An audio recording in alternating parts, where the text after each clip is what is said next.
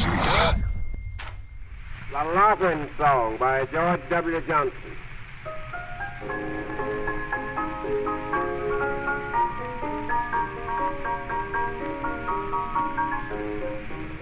As I was coming around the corner, I heard some people say, here comes the dandy darky, here he comes this way. His heel is like a snowplow, his mouth is like a trap, and when he opens it gently, you will see a fearful gap that I laugh.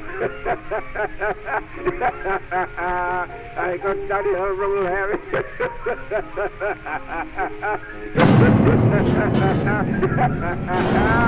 I could study her from Larry.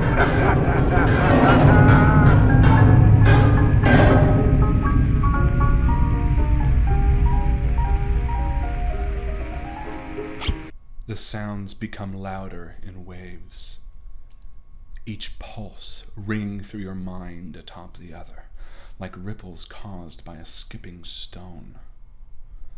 Each ring bouncing into the other, causing more waves with each encounter. They grow bigger to the point where they feel all-consuming and powerful. The sheer height, an impassable wall of black water that leans over you, ready to pounce, to crash, to destroy. You see fires in a field, a large, shirtless man with blood covering his torso, his tongue outstretched, hungry like an animal. A butterfly emerges and then is destroyed. A young boy floats on the black water, unmoving, his eyes closed, his face the palest white you've ever seen. He opens his eyes and says a single word, Blackstone. The water below him is deep. The crack of a sound like thunder is muffled in the depths below, and yet you see green light shine miles down, a millennia ago. It waits for you. The boy speaks, but his voice is not of a boy, but of an old man. My life will fade from memory, a truth that I fear not. Instead, I dread they will recall what ought to be forgot. You open your eyes, startled by the dreams you just had. The flickering light from a fireplace reflects off the stone walls of Mrs. Mosley's cabin as you sit up and feel your heart racing within your chest. It had been a long time since you last slept. Waking up at Mordaunt Memorial Hospital, your bodies were tired and sore, and it took little convincing to rest your eyes. The dim light of the fire fills the small stone room, and each of you share a nervous look. Henry is woken, the first time to see you awake. With a shuffle, he hands you a small wooden bowl of thick broth. Anna stands by the window while Deputy looks to be sleeping still, leaning back in a wooden chair. Mrs. Mosley is not in sight, and through the small portal window you see that the dawn has yet to break. The fog still sits heavy and blue against the outside wall of the tower. There's a stillness between each of you, an awkward quiet, as if the calm before the storm.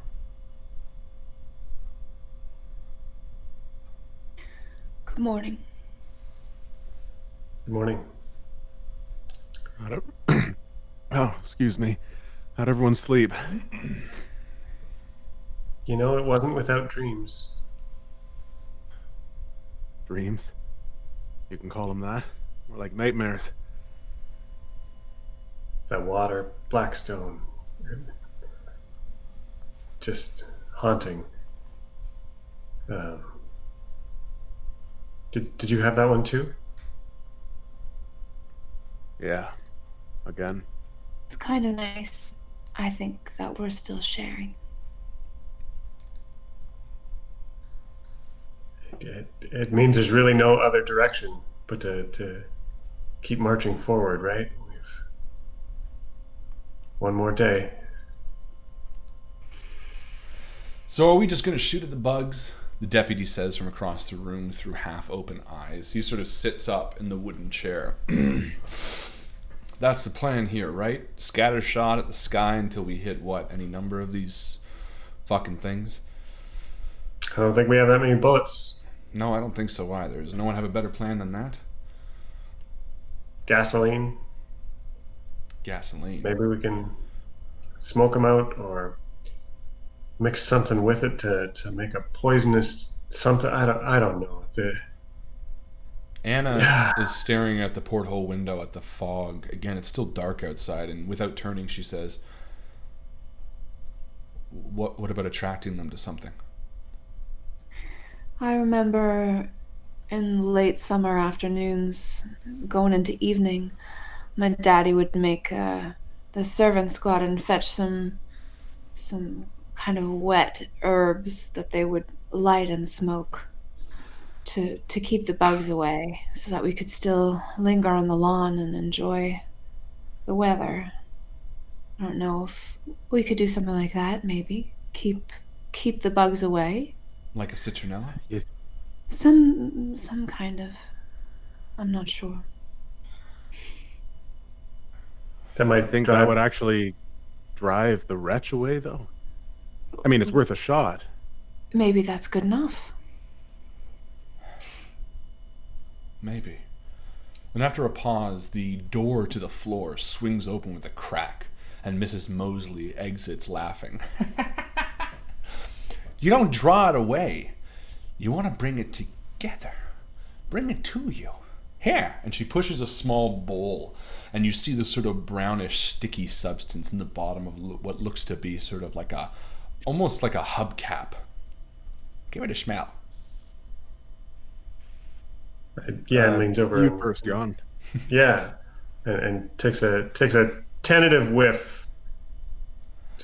And your senses are overwhelmed with sweetness. This sort of sugary, sweet milk, honey. You can't quite decipher it, but it's pleasant. It's attractive. And she sort of looks at you with a nod. You don't want to push them away. You want to draw them in.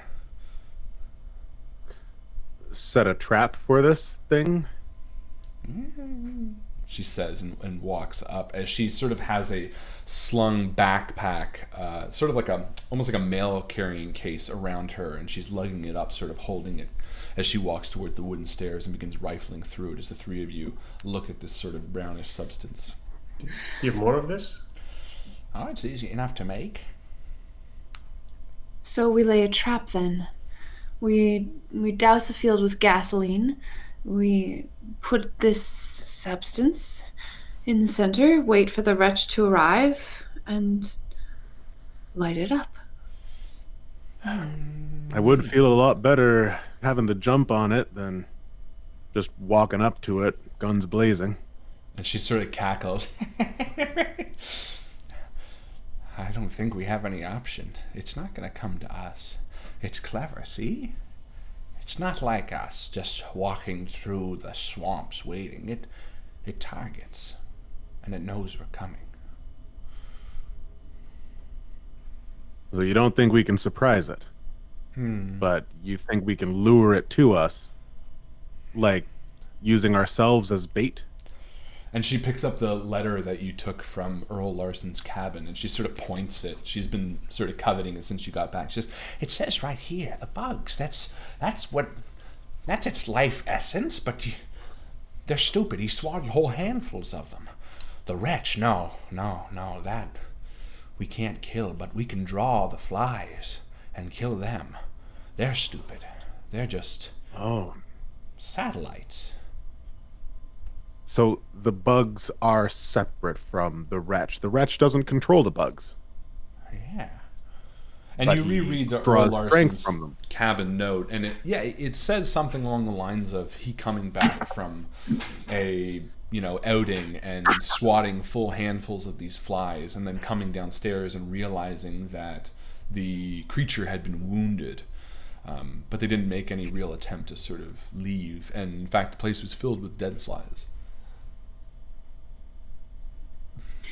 Curious then, if the flies are linked to the wretch, how there would be a cabin full of dead ones and the wretch still out and about. Maybe it rejuvenates them or something. I don't think the flies are from it. I think it just attracts them. connects to them somehow. These, and she points out the window, this is not of this world, this fog, this creature, this wretch. It's not human. You can't think like we do. It's controlling these creatures, connected to them, part of them. When they die, it dies.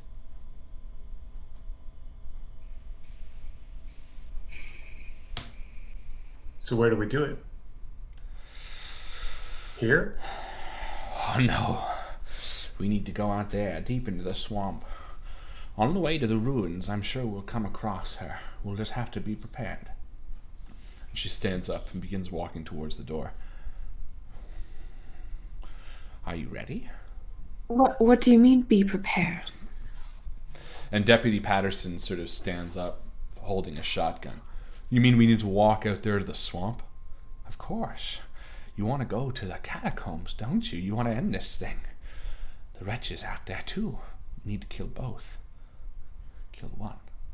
Okay. So before we leave the comfort of this home, we should have a plan set in stone. I'm assuming that where we're going to be setting up this ambush or drawing the bugs away is going to be open air, swampland. Yeah. Pretty mucky. Pretty much, yes. And we're trying to draw the bugs away from the Wretch and kill as many of them before the Wretch clues in that we've arrived. That's what it sounds like. And we do that with, and I point to Jan, a fire. Where did that stick of dynamite go? You're holding on to 3 sticks of dynamite taped together. Bloomed dynamite, might I add. They're just in your hand, and you're like, oh, where's that? Right. Where's that? I was just about to take a bite. Oh, this is it. It's not a sausage. I guess what this what this lady is saying is that it sounds like these insects are part of this thing, but not necessarily separate, which means, I don't know, if we're killing these things, the Wretch is going to be there too, and we need to be able to at least hold it off. Okay. Well, we know that bullets do little, but hopefully to the bugs. To the bugs, but what about to the Wretch? I mean, no, its hide is thick. Oh, I see. And Henry sort of nods, who's been stoic in the corner. I unloaded at least 8 shells into that thing, and it didn't do a lick of damage. But there were flies, dragonflies, all manner of insects buzzing all around it everywhere, all in the sky. If that's its life force, and that's what Anna tells me, then yeah, we need to draw it into one point. We need to bring them together. Or, I don't know, maybe the citronella angle will work too. And Anna sort of shrugs. Either we push them away or we draw them in. One or the other. We need to make a decision. I say one of us carries this substance, whatever it is that would attract the flies, you think. This sweet. Petra walks over to the bowl and dips a finger in. Liquid. It's actually really, really sticky. It can be applied to almost anything. One of us carries this fluid, and the rest of us carry torches. That way we can, I don't know, herd the flies. And then those of us with torches will try to attract the attention and keep it of the Wretch, while the person who has the substance sets fire to as many flies as possible. Interesting. I guess the person who's holding the substance is just going to be drawing a lot of bugs to them, right? It's not going to hurt them in any way or be baiting the monster. It just seems dangerous. I don't know. Well, maybe there's a way we can keep it closed until, like a grenade. Oh, do you have a jar? Just a regular glass, like mason jar. And she sort of nods. She's like, walks over and hands you like a glass jar. Okay. how much of this can we make? It'd be best if we each had a few jars, and we could just light that thing up. I'm thinking, I don't know, maybe this is crazy, Petra, but if we were to hit the Wretch enough with these, get enough liquid and stickiness covering it, then all of the flies would be drawn to it, right? And swarm around it, right? Yes. And then if we set it on fire, then we'd be killing the flies and hopefully damaging it at once. Could work. That's a plan. I'd much rather flies attracted to the Wretch than to any one of us holding anything. That seems awful. What else do And we how have? do you I agree, suppose? How do you suppose we set it on fire then? We got gasoline. And I hold up another jar. How many of these jars do you have? And she opens like a cupboard and there's like 15 jars. Oh my god. Just an arsenal. It's just like an old lady's arsenal. No, it's a pantry and they're all full of gorgeous last season's apricot jam. There's a scene of us like dumping it all out. Yeah. Well, the jam goes into the sticky mixture we're gonna put on the monster. Actually, that's literally what it is. It's jam, like mixed with like, I don't know, Yeah. oil. Berry jam. So is that jam flammable? Is my question. Maybe we just light it on fire. No. If it's mixed with oil, it might be flammable. I mean, like cooking oil. And the deputy walks over. How much do you think we could dilute this gasoline for it to still catch a flame? I mean, we can try. Depends what we're diluting it with. Okay. If I'm following this correctly, the plan is that we are trying to create the sticky substance and throwing it on the Wretch, and then lighting it on fire. Why not make the sticky substance and the flammable liquid one? Yeah, that's what I'm talking about. We'll mix up something sweet, something oily in this gasoline. Toss it at the monster, get the bugs all there, light them up. So you want to spend some time making this like montage where you're like I'm thinking like my favorite montages of all time, aka Robin Hood, when they make all the weapons. And she turns around, she's like got like jam in her hair. She's like, oh no. So good. And then the most hopeful we're gonna be all evening. Yeah. And at one point in the montage, Cedric looks at he sees all of the jars coming together, and then he sees a bunch of empty jars that haven't been used and we're running out of the sticky liquid. And he looks at the sticks of dynamite. And then he looks at Jan. And I ask Mrs. Mosley? Yeah. Mm-hmm. Do you have any sharp bits of metal? I don't know, like jacks, but I don't know, why would you have jacks? And she's like, no, but she like reaches down and pulls out like a bunch of like rusty nails. Oh, perfect. Like roofing nails, just handfuls of them, because I know where you're going with this, and that's exciting.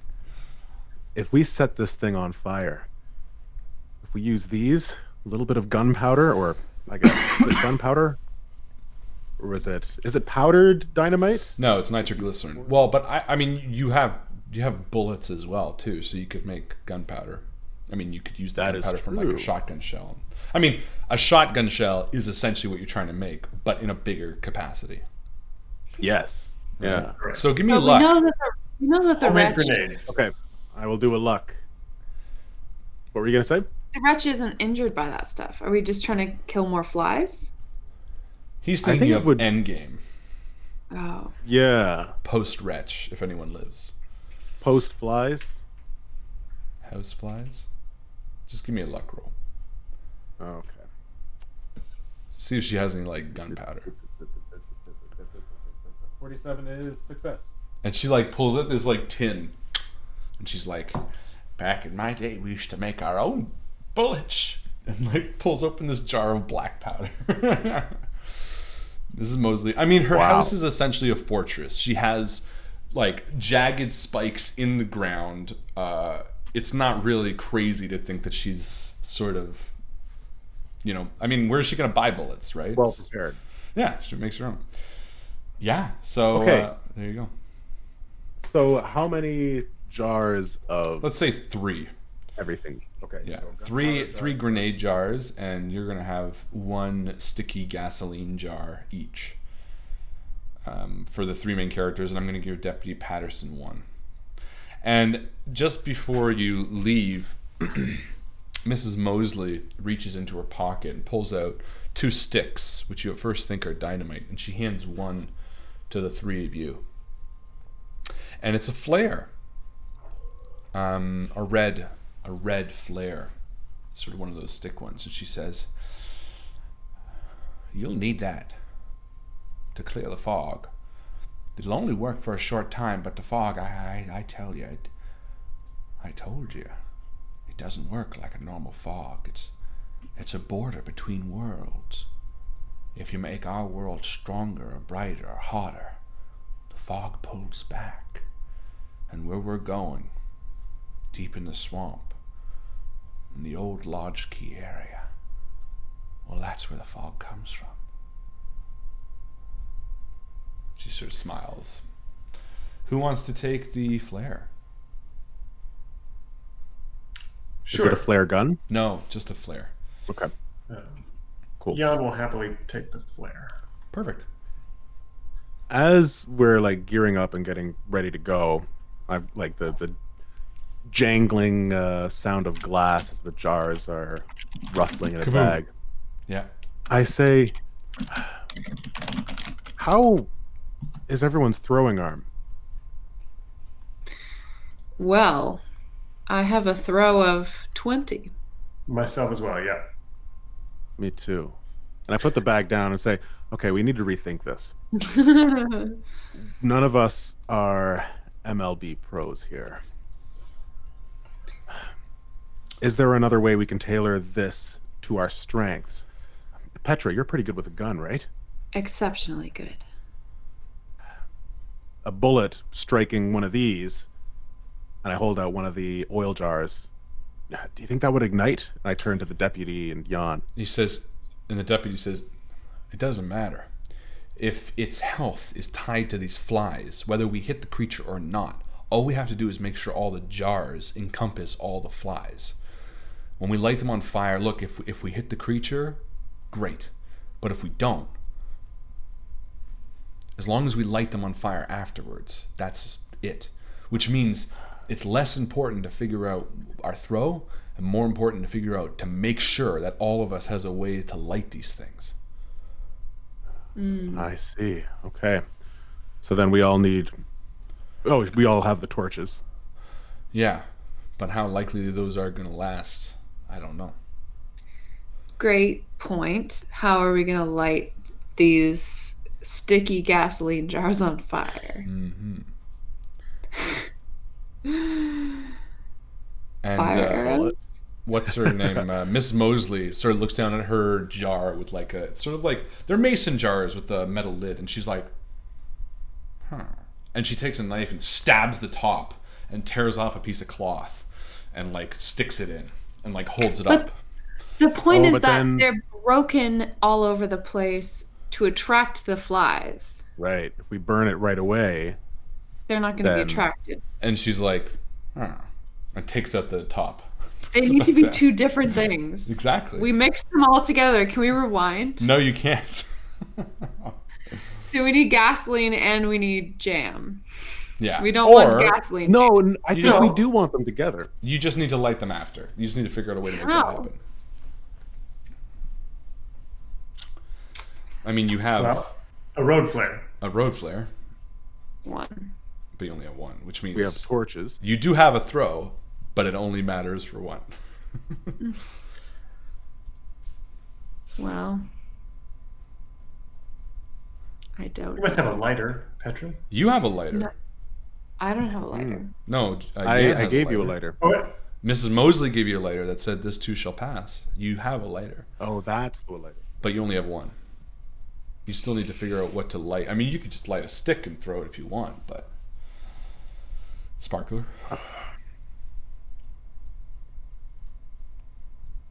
Light one of the flies on fire and then let it go towards the jam, and then it will explode. Oh, right. But it has to be the slowest fly of the bunch, so that all the others get there first. And the deputy is like looking out the window as you're talking. He's like, "Look, it doesn't matter. If it comes down to that, I'll make sure it gets lit. Let's go. We're burning daylight." And he walks out to the front door and pushes past the three of you, and exits. 3 grenade jars, 3 sticky gasoline jars, Yep. 4. each. 4. 4 each. No. No, not 4. 1 each.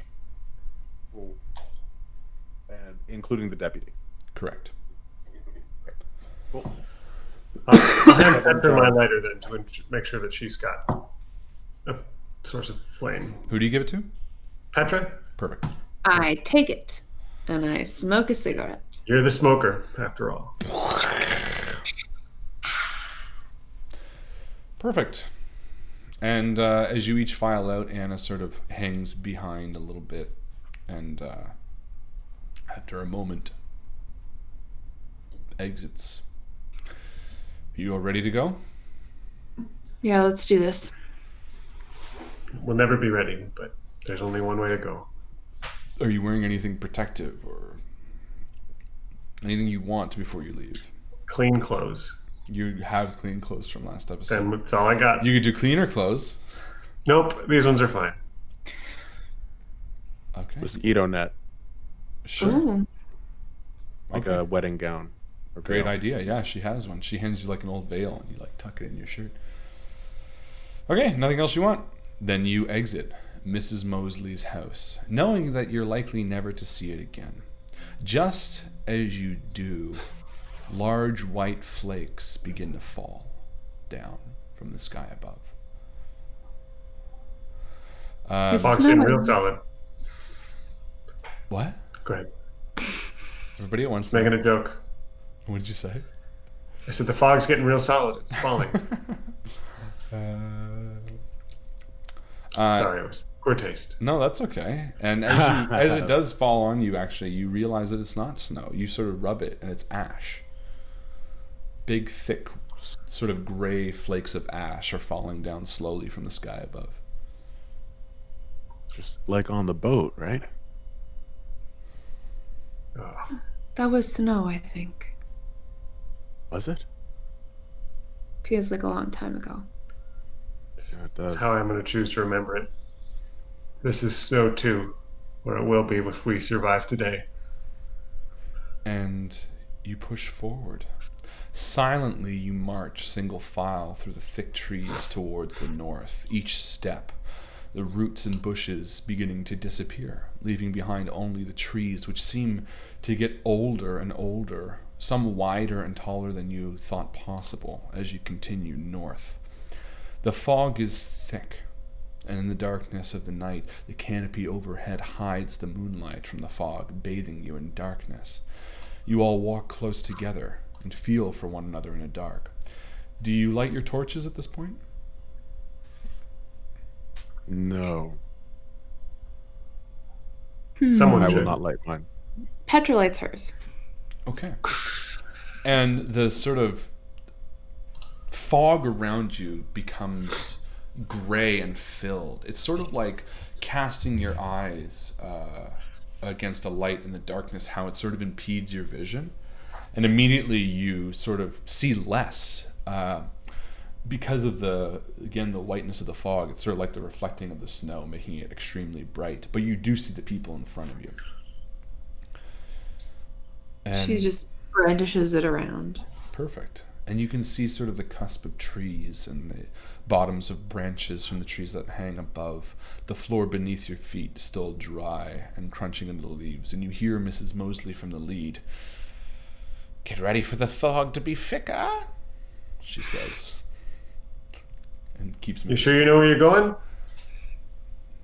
There's no answer, but you hear the crunching of feet as she continues forward.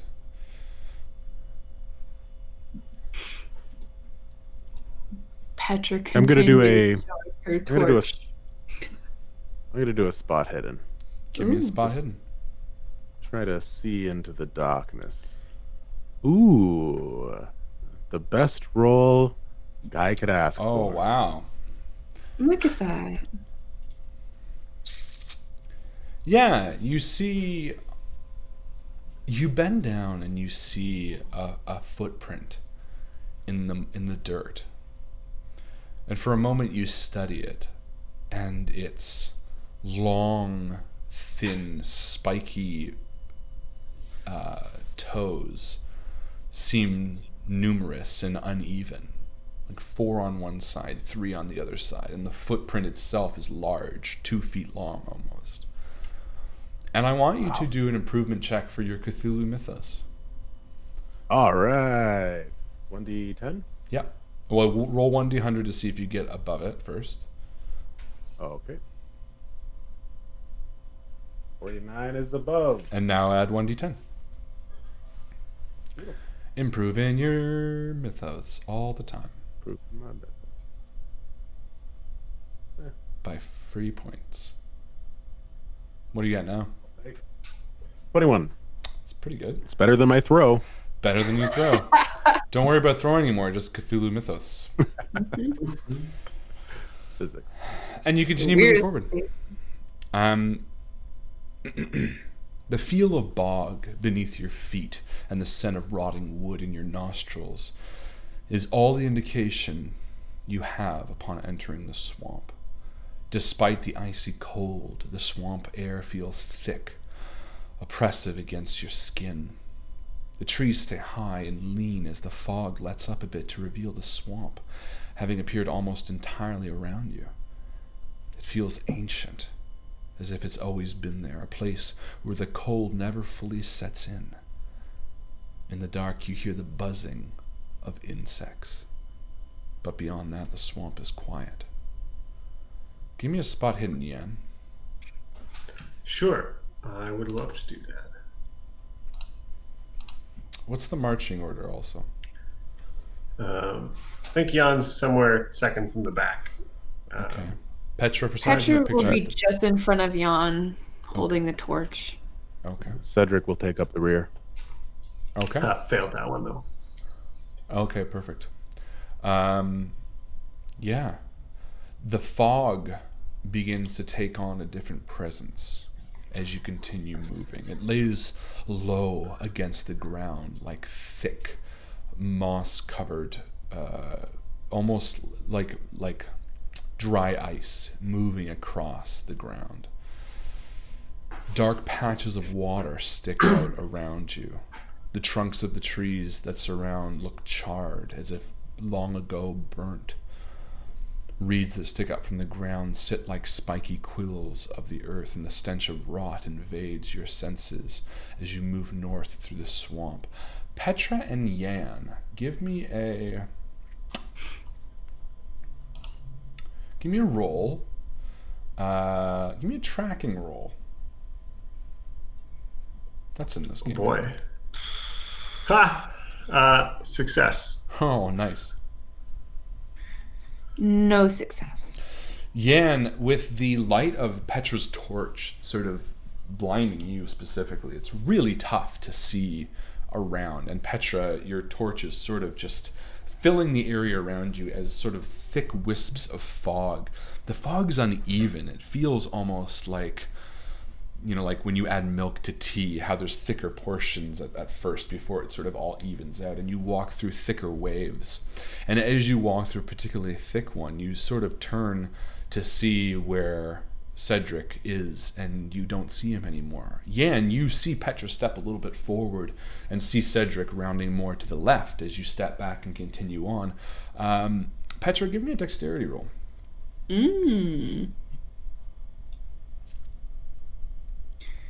Ooh, I did a great job. That is a extreme success. Yeah, you stop and reel back almost comically as the fog parts for a second, and you're standing just before murky swamp water at the edge of sort of a large body of water. And as the fog sort of sets back a little bit, you turn to your left to see the others all standing now beside you as you're more along the shore of this. Mrs. She Mosley comically windmills her arms Yeah. and then holds them out to the side. Is this a lake? No, it's the season. Everything's melted and the water's a bit higher, but that's the direction we need to go. And she looks down the line at you and says, hope you don't mind getting wet. And she sits down on the edge of the water and slips into the water that comes to about chest high. And she sort of begins wading into the fog water. And after a few steps, she turns around and looks towards you. And You can't be serious. I am serious. Don't you want to go? Can we go around? It'll at least be 2 days around.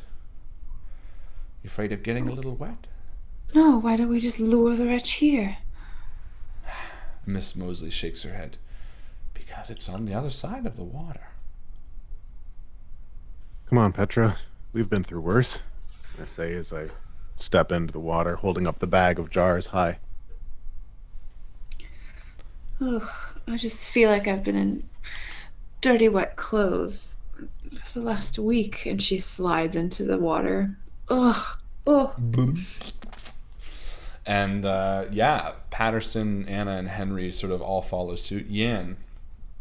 Yeah, Jan bundles up all of the stuff that he's trying to keep dry in his jacket and sort of holds that above his head a little bit and slides into the water.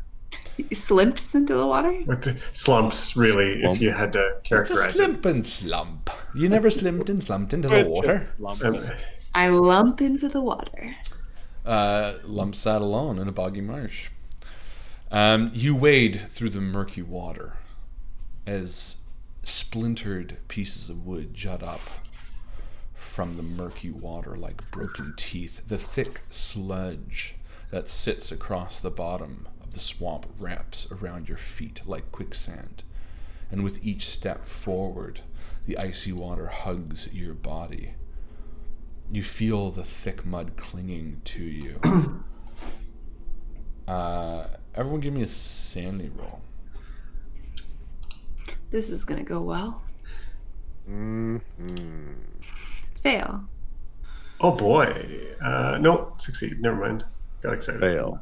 Petra and Cedric, you feel something moving over your feet. And Patterson spins around. What? What's wrong? There's something in the water. He looks down, and the water is sort of clear for a little bit, and then, muddy at the bottom.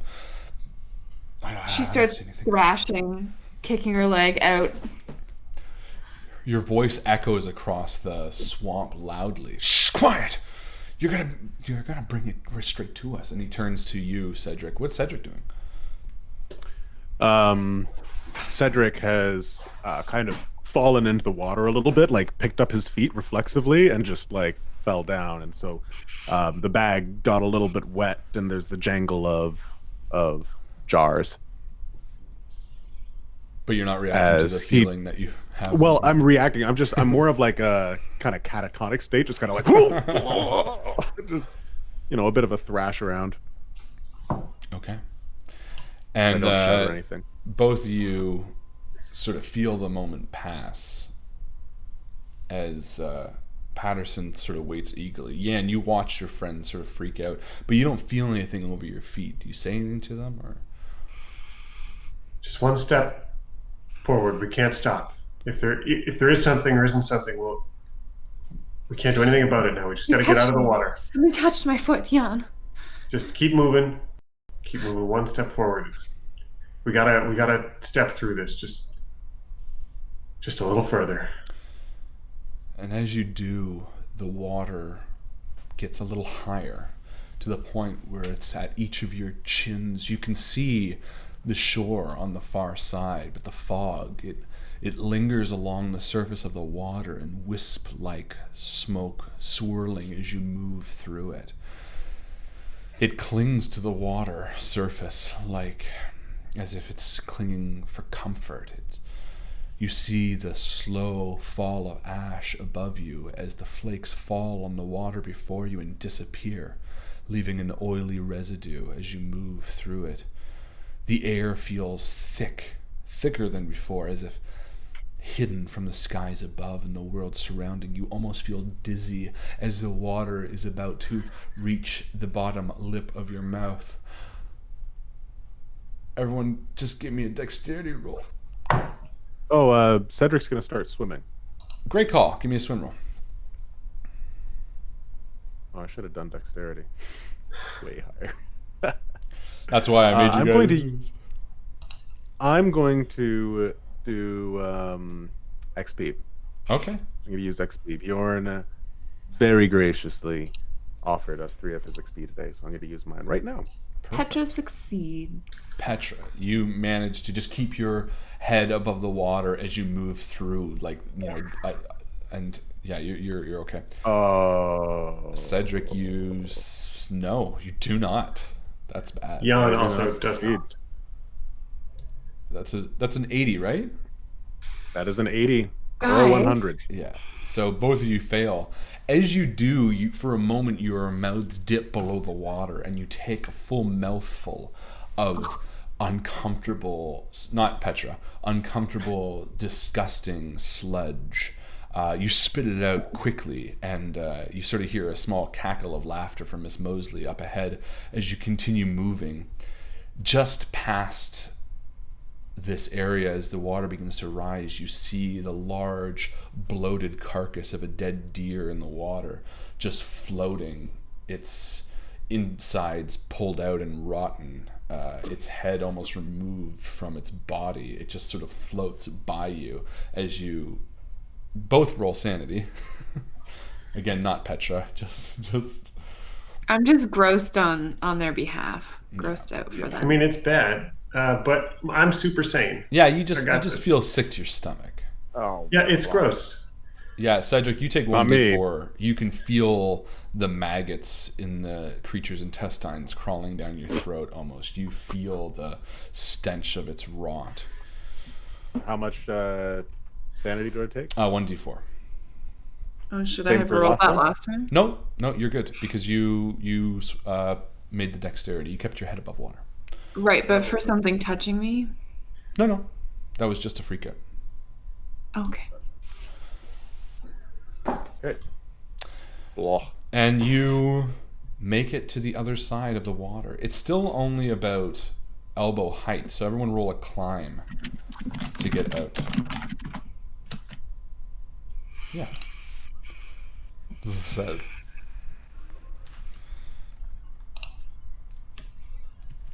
Yikes. I failed to climb out. Jan also failed. Okay. And I also failed.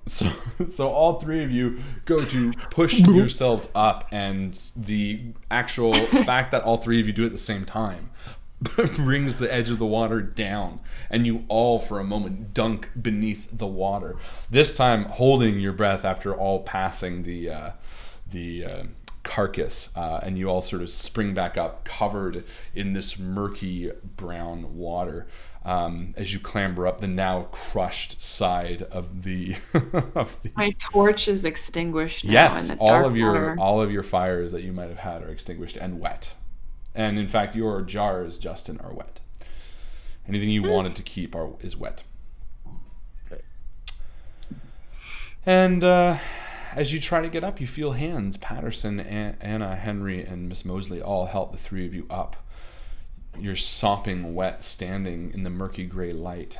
The fog lingers along the surface of the water a little longer, and then sort of carries you up as you raise yourself from the water's edge. It sort of follows up alongside you as if it's alive.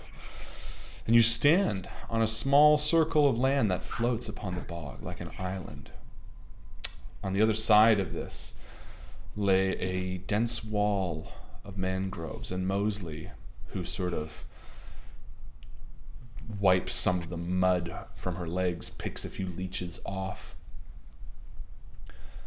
says, "I've never been this deep, not in 20-odd years." The morning sun has now arrived, and despite the day being bright, it's nearly indecipherable which direction the sun sits other than overhead. The gray mist around you fills the area with a dull light, and yet the day doesn't comfort. The thick fog clings to the roots of the trees and hugs the rotting stalks of cattails around you. It offers only more of the unknown beyond what you can see. In the distance you hear the thrum of wings, fast, like that of a fly's, but it disappears after a moment. You scan the surrounding trees, which sit off within the water, and after a long beat, Miss Mosley says, "Beyond this is the black water, and beyond that the ruins." And she sort of pulls her sack up over her shoulder. "There's a temple that leads down into the ground. It's deeper than you can imagine. And those are the catacombs, I believe," she says, sort of with a nod. And with that, she pulls back the curtain of hanging vines to reveal the still, black water of an odd area of the swamp before you. Miss Mosley? Yes. Has anyone ever seen the catacombs and come out? Only once, me and my husband. But not in... It's like a maze, you see, down there. You enter the wrong area and you're lost, or worse. There's movement down there, but many places in the ruins have movement, and many places in the ruins you can get lost, but the catacombs, they're a dangerous place. And she sort of shares a nervous look between the three of you and the three others and says, "I don't expect all of us will be coming back." Understood. Give me a listen roll, everybody.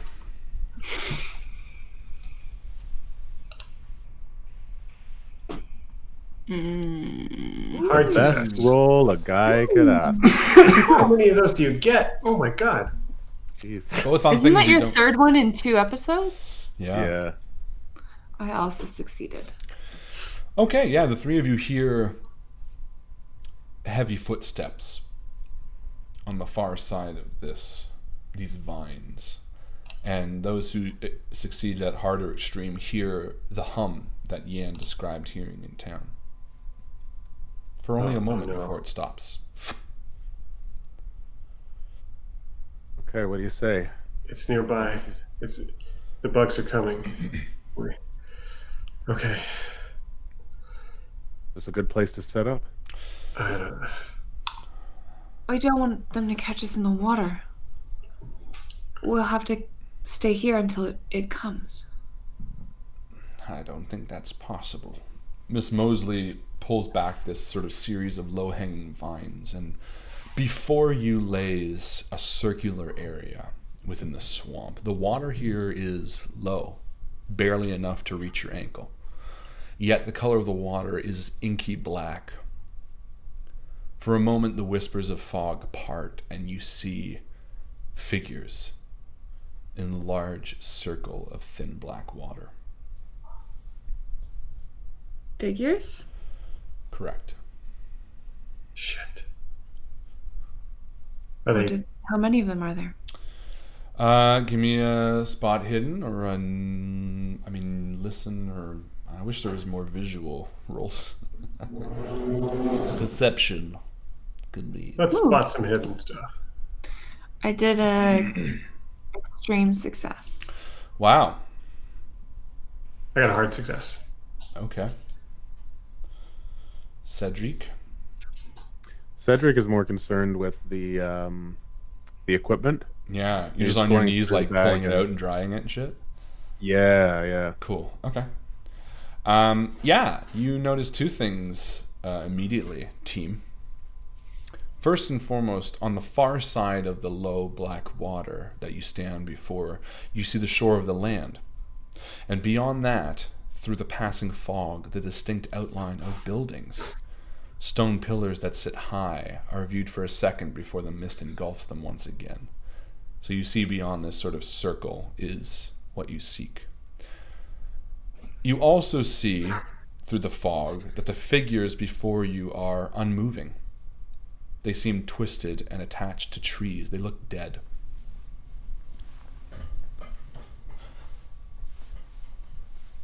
But we heard footsteps.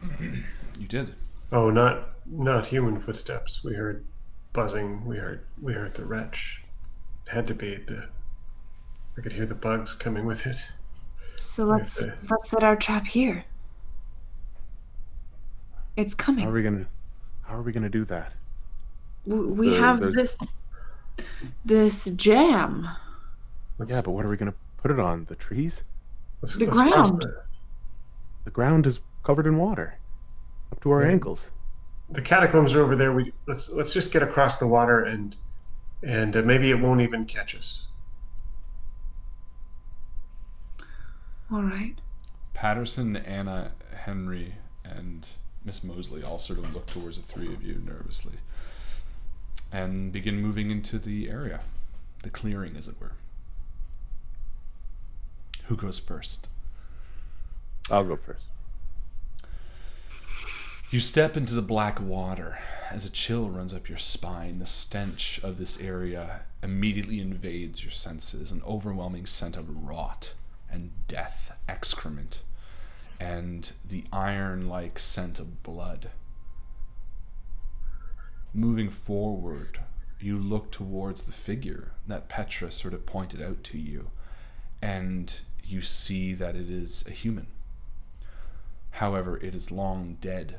Its hands are tied above its head and onto the limbs of the trees. Its insides are bloated and rotten away. Small holes exist within its skin and within its intestines where insects have eaten away at it. Give me a sanity roll. Everyone? Just who saw that? I'm assuming just Cedric right now. Fail, but I'm going to use some luck to bring it down. To bump it up? To bump it up. If it's a success, it is a 1d4. On a success. Well, I'm glad I used that luck. Do you warn the others? Yeah, I let them know. How much sanity did you lose the first time, Justin? 2. So you're at 21? 20. 20, okay. Yeah. Oof. Do you warn the others? Yes, I do. I say, hold up. Hold up. You guys don't want to see this. I wish I hadn't. And since I'm already looking at this thing, is it like wearing clothes? Yes. Yeah. I'm going to do a spot hidden on it. Go for it. Terrible idea. No, just kidding. Cedric, what do you see? It's a dead body. That's a success. Success? Right. Why don't you give me a history roll? Do you have history? No, I don't have history. I have Cthulhu Mythos. Your voice is really quiet when you turn away from your mic. Sorry, I do not have history. Do you have anything? I have art. I have charm. Give me art Cthulhu history. Mythos. Okay. Nope, no dice. Literally unless that's a- no dice. There we go. Yeah, no. No? Nope. Okay. Yeah, what you see is a human body that sort of smells a sickly sweet scent of death. The entire body is filled with small holes, as if it's been eaten by insects over a number of months, if not longer. The flesh is dried and leathery, drained of blood. Its stomach is torn in a way that makes you think that the lower half of this body was here, but that insects had devoured it and chewed it. And This is very 18 plus. It rings. I will just tell you that it is a form of torture that you recognize because you're crazy, called scaphism. And as you look around at the other figures that you saw in this swamp through the parting, you realize that there are more figures twisted and contorted, bodies nailed to pieces of wood, some against the hulls of boats, others lying on the ground, all having been feasted upon by insects, maggots, and botflies. All told, there seem to be 5 distinct piles of the dead, the last laying before the edge of the water. Petra and Yan, what are you guys doing? Are you trying to avoid this or what?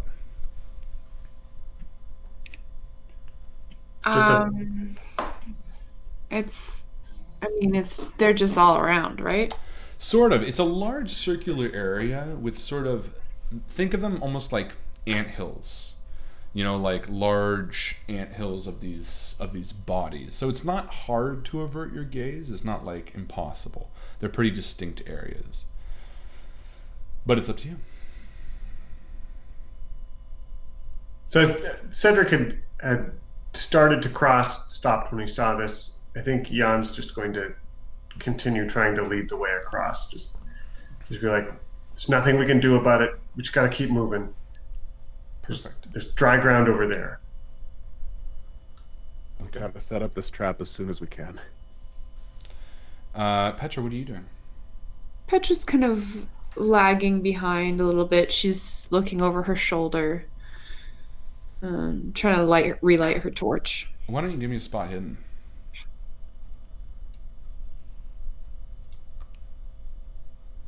Ooh, nope. Yeah, you don't see anything. Who is... And Yan, you're sort of taking the lead? Yeah, I'm trying to get across to the other side. Perfect. Why don't you give me a spot hidden? Sure. And you're not going to see it. That is a success. Regular old success. Okay, it was contested, and I rolled a 13. So... Wow. You move past a distorted mound of bodies, 2 humans that have been sewn together and hung by a tree. You avert your gaze, and as you do, sort of off camera, while you're looking towards the edge of the water, the edge of the land that's just beyond. The mist sort of parts for a second, and you see the brown mud of land again. And as you can see, it's only 15 feet away. The body pile begins to move. Slowly, the loose flesh of their rotting corpses hangs, and a long spiky arm creaks out as it stretches towards the black water of the swamp silently. You don't actually see this.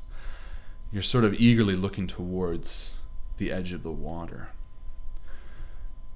As you turn towards the others, you catch it from the corner of your eye, this alien-like creature that begins to ascend from one of these piles that it was hiding behind, stealthily mimicking the dead that it has feasted upon time and time again. And as the creature stands up, let's just say everyone rolls spot hidden to make sure everyone sees it through the parting fog. And I will roll for my team. I meant Hard the success. NPCs. Fail. We're all in this together. Only Miss Mosley sees. Besides, I and said Cedric hard sees. success. Yeah, sorry. Right, doesn't see. busted. Well, Petra, you're sort of looking over your. You know what I'm gonna say? You hear the loud hiss of a flare as Miss Mosley tosses the flare by the feet of this creature and screams. Petra, you turn and everyone sees this creature as the fog departs. The fog almost moves away from the red light as if it's contesting its existence here. And you see the creature stand up, part alien, part insect. The wretch reveals itself to be a spine-covered being with large spikes that jut out from its hands and face. Its eyes, which are numerous and black, watch you as it twitches its head in the red light of the fire. Its wings of flesh hang loose upon it, as if the creature had ripped apart its own body to be born again. And as it moves towards you, you hear the thrum of 1,000 wings from within the body piles that surround. All of the dead, the creatures within, Petra, the one that you're standing next to, Cedric, the one you were inches from, the dead bodies begin to move and twitch as you feel the skin bumping and turn, as the insects from within begin pouring out from their mouths onto the black water below. Instantly, all of the piles of bodies begin pouring the bugs out from within them, and the thrum is loud as the creature stands above you. I'm going to share a picture of the creature in Call of Cthulhu Handouts, because I don't think my description did it justice. And I want you guys all to look at what you're fighting. Whoa. Oh, no. Oh, no. Nope. Oh. I don't like how many protrusions it has. Far too many. I'm Too not a many fan of for the. me. Yeah. Some How of many them are probably posable- just feelers. I don't know. That's true. I feel like they're all proboscis. Probosci? That word should not be plural ever. Nope. Definitely not. And dexterity No. rolls. We are in combat. So, what is everyone's dexterity? Roll for it 65. or Nope, it's just call it out? wherever it is. 35. 35? 60. 60. And what was yours, Cedric? 65. 65. Perfect. The creature's dexterity is 65 as well. So let's just roll dexterity for it. Whoever succeeds more or at all will get to go first. All right. This one's for all the Disgusting beans. pile of shit. I got a success. Regular. And it got a success as well, regular as well. Let's roll again. It's like tying in rock, paper, scissors. Yeah. Ooh, that's a fail. And that's a fail for it too. God damn it. One more time. Ooh. Oh, no. It succeeded by just a little bit more. Even though it's the same degree, I'm going to say it's going to go first. Bummer. Yep. And I'm going to say 1 to 2, 2 to 3, 3 to 4. Or sorry, 1 to 2, 2 to 3. No, 1 to 2, 3 to 4, 5 to 6. Thank you, dumb Harlan. Hey, baby. 1 to 2. It's going to go to Petra. Oh. So, Petra, you see this creature spin towards you. Its long, sharp fingernails sort of sway a little bit in the red light of the flare as it turns towards you and screams out. Its cry is inhuman and guttural. Its lungs, which almost you can see on the outside of it as it breathes, are human, and yet everything else about it is so alien despite its having human flesh hanging off its wings. And it gallops towards you and takes a large swipe at you. It is going to be fighting, so you can either dodge or fight back. I'm going to dodge. Perfect. So it has succeeded. Do I get to roll also? Yep. So you're going to roll as well. And I'm using my dexterity. Your Whew. dodge. My dodge. I critically, not critically, I extreme success. Okay. So no, I don't. It's just hard. Just hard? Okay, and what is 43 out of 75? Is that hard? It's That's no, half. not quite. No, that's a regular. That's a regular success. What's hard? Half and then fifth, right?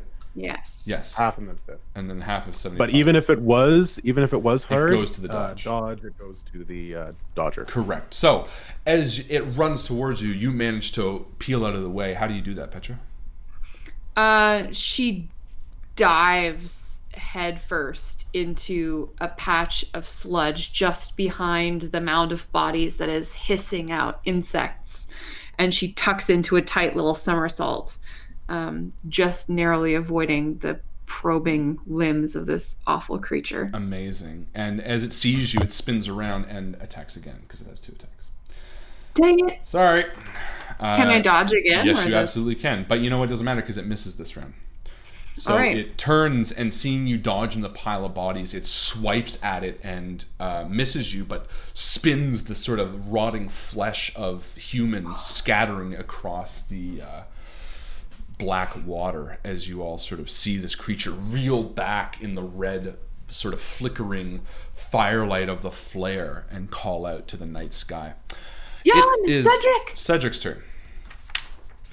Okay, Cedric is going to kneel down, just kind of cower, right next to the pile of bodies Roll the he's standing cower. next to. Okay, let me roll for this.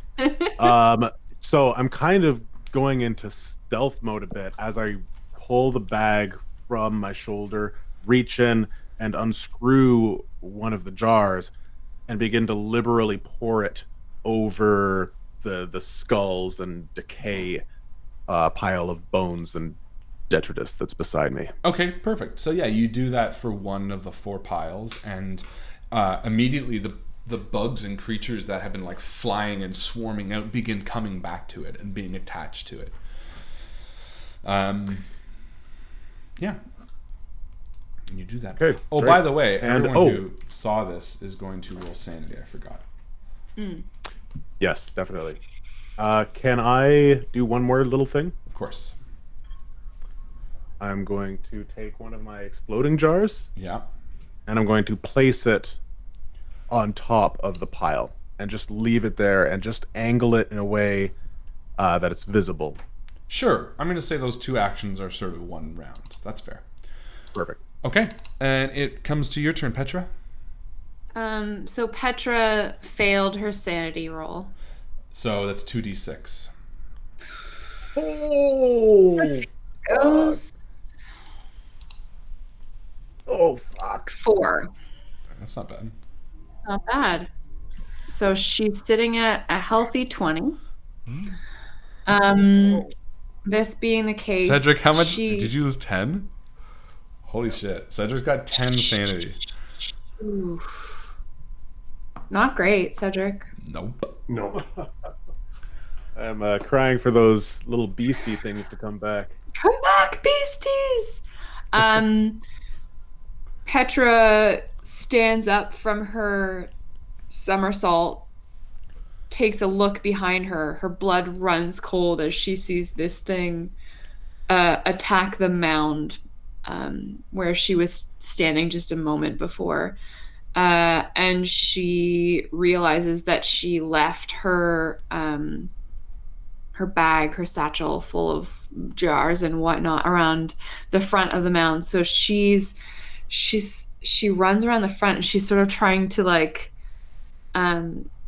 to make herself small and unnoticeable as she starts rooting through her bag of stuff. Where's the jar? Where's the jar? And she finds it. She's like scrubbing filth off of the sides from when she fell in the swamp. And I don't know how much action I get in a round, but I would like to douse one of these mounds in. I'll let you do the same. I mean, you're basically doing what Cedric did. You're moving. I'll let you move. I'll let you pour and plant a bomb in one turn. Yeah. So I get around to the front where I had all of my equipment, and I open and pour one of the jars around the mound where this creature is right now. Perfect. Yeah, and as you do, you see the insects sort of swarm onto it as well. Each of them is sort of feasting in the gasoline and honey brew that you guys have made. And you also place a bomb on top of it? Mm-hmm. Perfect. Yeah, give me a stealth roll. Because you're sort of next to this thing, hiding. Yeah. Oh, I should have rolled with advantage. Do you want to add a 1d10? I'll let you do that. Yeah, I might. So I have an 89. Let me roll a new d10 to see if I get a different tens column. 49. Stealth, I have a 40. It sees you. Is rolled a 6. So it immediately snaps its head towards you. And I won't give it an attack of opportunity, but it's going to get a bonus die on you next time. Okay. Yan, your turn. I mean, Yan's whole vision is like swimming. He's seen this thing, and then there's all these bugs flying around, and he's freaking out a little bit. And all I can see is that light from the flare that Mrs. Mosley threw, and he's thinking about just got to do the mission, just got to one step, and he's just going for the flare, and the creature's sort of focused in one direction. There's a pile. He saw Cedric doing something. He's got to assume something's going on. He's just trying to get the flare over to that pile, and it's all he can see in front of him. He's just like as fast as he can trying to scoop that up and get it over to wherever Cedric is. Amazing. Okay, so you're actually going to try to light them. I want to light that first pile. Okay. Yeah. So you run over. What's your move? That's a good question. Do I see him coming? Yes, you do. I say, Jan, no, stop. My move is 7. Okay, that's enough to get there if you want. But he also says that Cedric is stop in like a hiss. Stop! No, I got the exploding one on here. We do not want to be near it when it goes.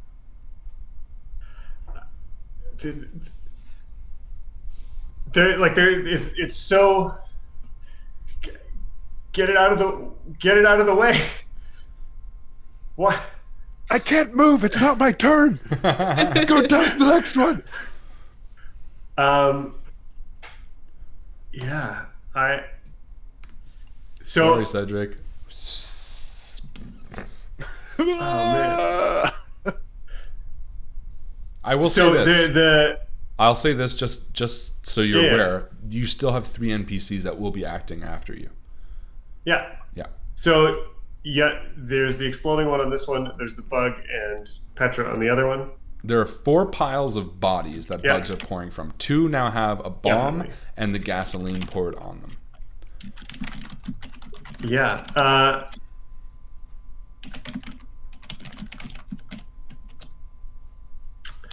So I think Cedric stops him there midway in his tracks. He's now standing sort of somewhere between the 4 piles.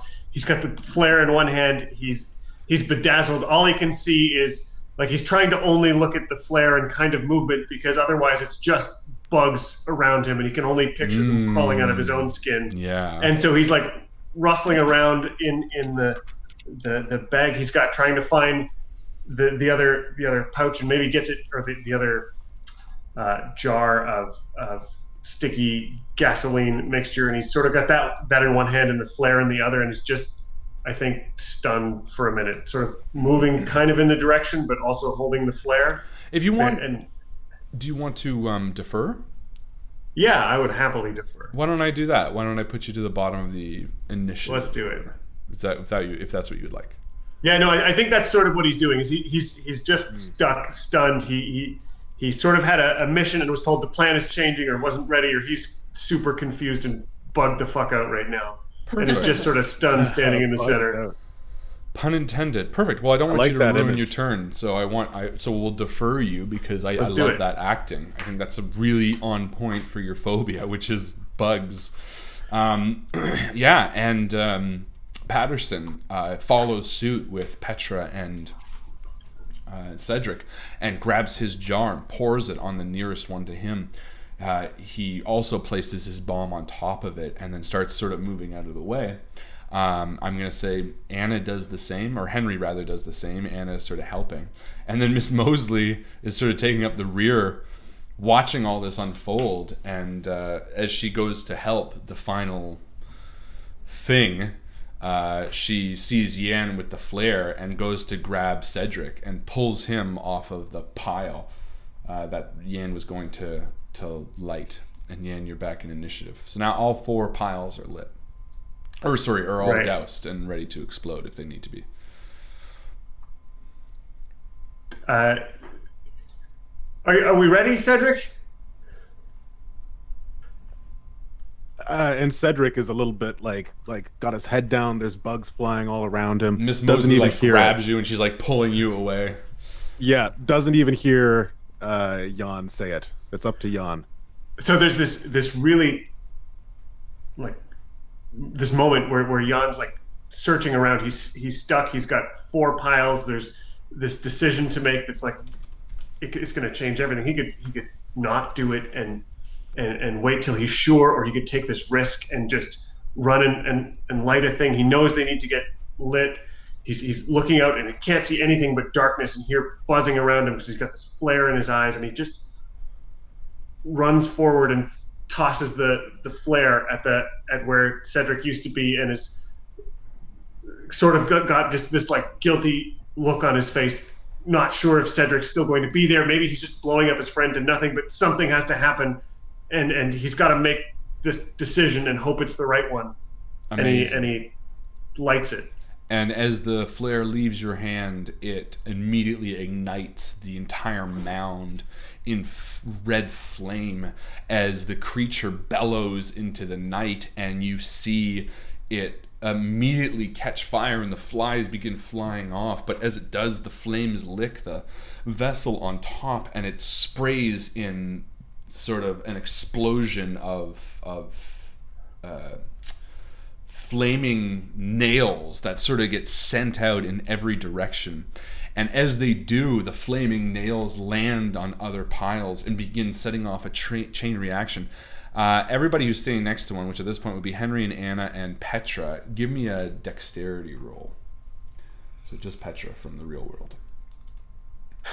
I succeed. And Anna does, and Henry does not. Okay.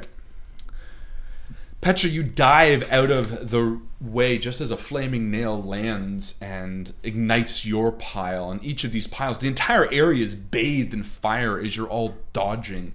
And the creature is bellowing into the night. She's screaming at the pain that she's obviously feeling as you see the flies filled with gasoline from feasting on the honey gasoline are sort of igniting in the air as they're sort of flying off like fireflies. And as the bugs sort of die out and wither, you see her sort of reel back and scream, and she runs for you, Yan. And she's going to attack. No, stay away. And she misses, and she's going to attack. So tell me how she misses first before I attack again. I mean, the first one is just Jan backpedaling away. He's moving past his eyes are transfixed on this thing, and it's many creepy crawly like proboscis sticking out towards him, and all he can do is like eyes locked on it, blindly backpedal away, but it's just fast enough. And it's slamming its feet down, it's barreling down on you, and it's swiping as you're sort of scrambling across the black water that's splashing up around it, and then it slashes again, and it hits. Are you going to dodge, or are you going to try to fight back? I'm going to love to dodge this. Okay, so it's a hard success. I should. So you need to also have a hard success or higher. Oh boy! Well, You got XP. You got lots of it. I should. I'll let you add an Reroll. XP if you want. Yeah, let's do that. Let's add one of them d10s here. There was a 75, and we're really looking for a 1 here. Oh my God, that'll do it. 15 is a hard success. Nicely done. Motherfucker. Bye, Wretch. All right. So it goes to swipe at you, and you move out of the way just in time as it's sharp, almost proboscis, as Petra mentioned. They feel and they look sort of wavy and flat, but they tighten and slam into the ground beneath you. They pierce through as if they would pierce through your flesh moments earlier had you not rolled it away. And it looks down at you and screeches. And you inches from its face, you see it opens its mouth. You see its almost human teeth within, although they're larger and sort of stretched out and broken within its mouth. Two forms trying to force its way into one as it screams. It is Cedric's turn.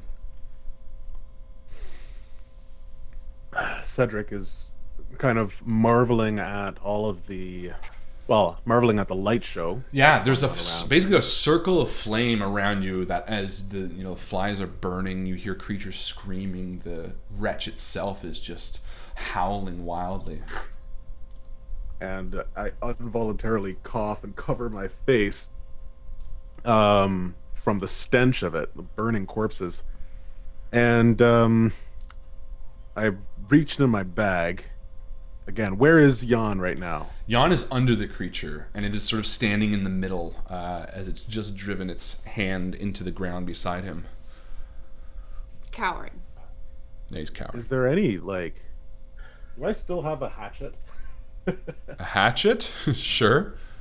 Yeah. I think I got a hatchet in like the... Yeah, I think Jan has a shotgun, Petra has a pistol, and you have a hatchet.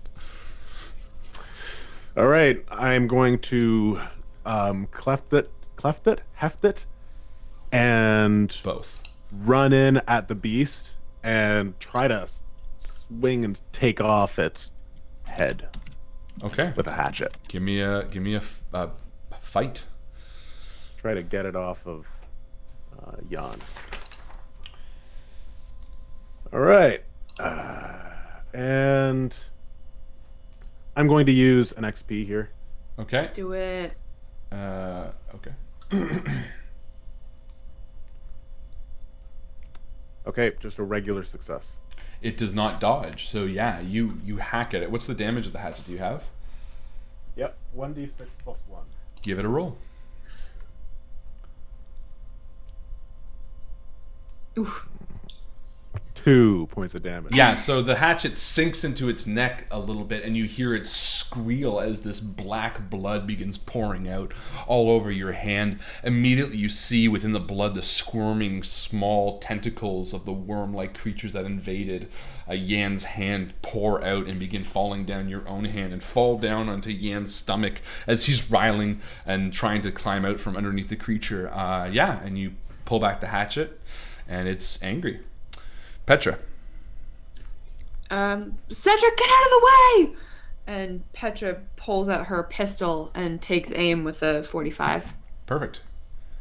Is he able to make himself? Yeah, I'm like ducking. Yeah, he's pretty clear out of the way. Or like he's close. Yeah, you only on critical fail.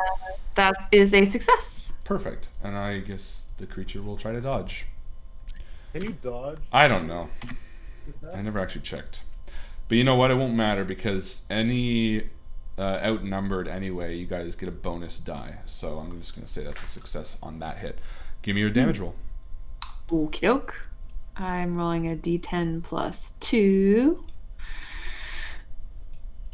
And I'm rolling a 1 also. 3 damage. Okay. I was trying not to hit Cedric. Of course. Yeah, the bullet pierces through. It looks pained. Why don't you describe how it reels back, Petra? She sort of takes it in the shoulder and it stumbles forward over Jan, who is on his like hands and knees, crab walking backwards. Like bits of viscera, black bile shoot out and shower Cedric with a little bit of spray back. Amazing. Yeah, and as you see this Yan, the creature is now sort of back on its hinds high above you, and it looks down towards you.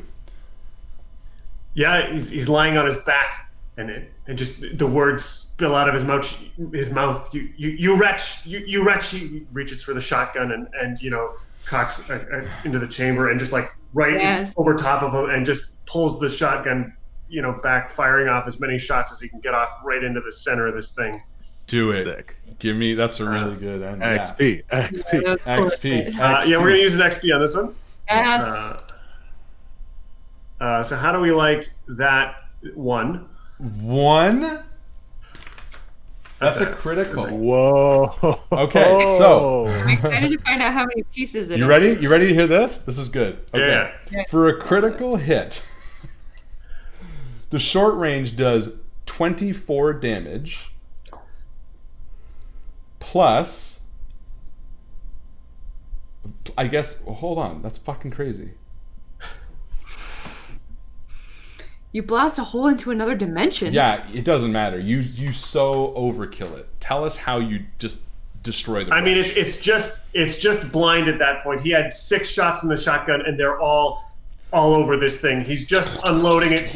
Until he's reaching for shells that aren't there, but that motion of still trying to find them and load another one in. Like his eyes, I think he's just covered in this creature that all the parts of him that aren't covered in mud. He's still shouting about getting the maggots off him. Get it out. Die, Wretch, your bugs have to die. Yeah. Until it's just quiet because he's got no more bullets and everything stopped moving. And everyone's quiet, trying not to get shot. And he finally realizes there's a moment of like, oh, stillness. Okay.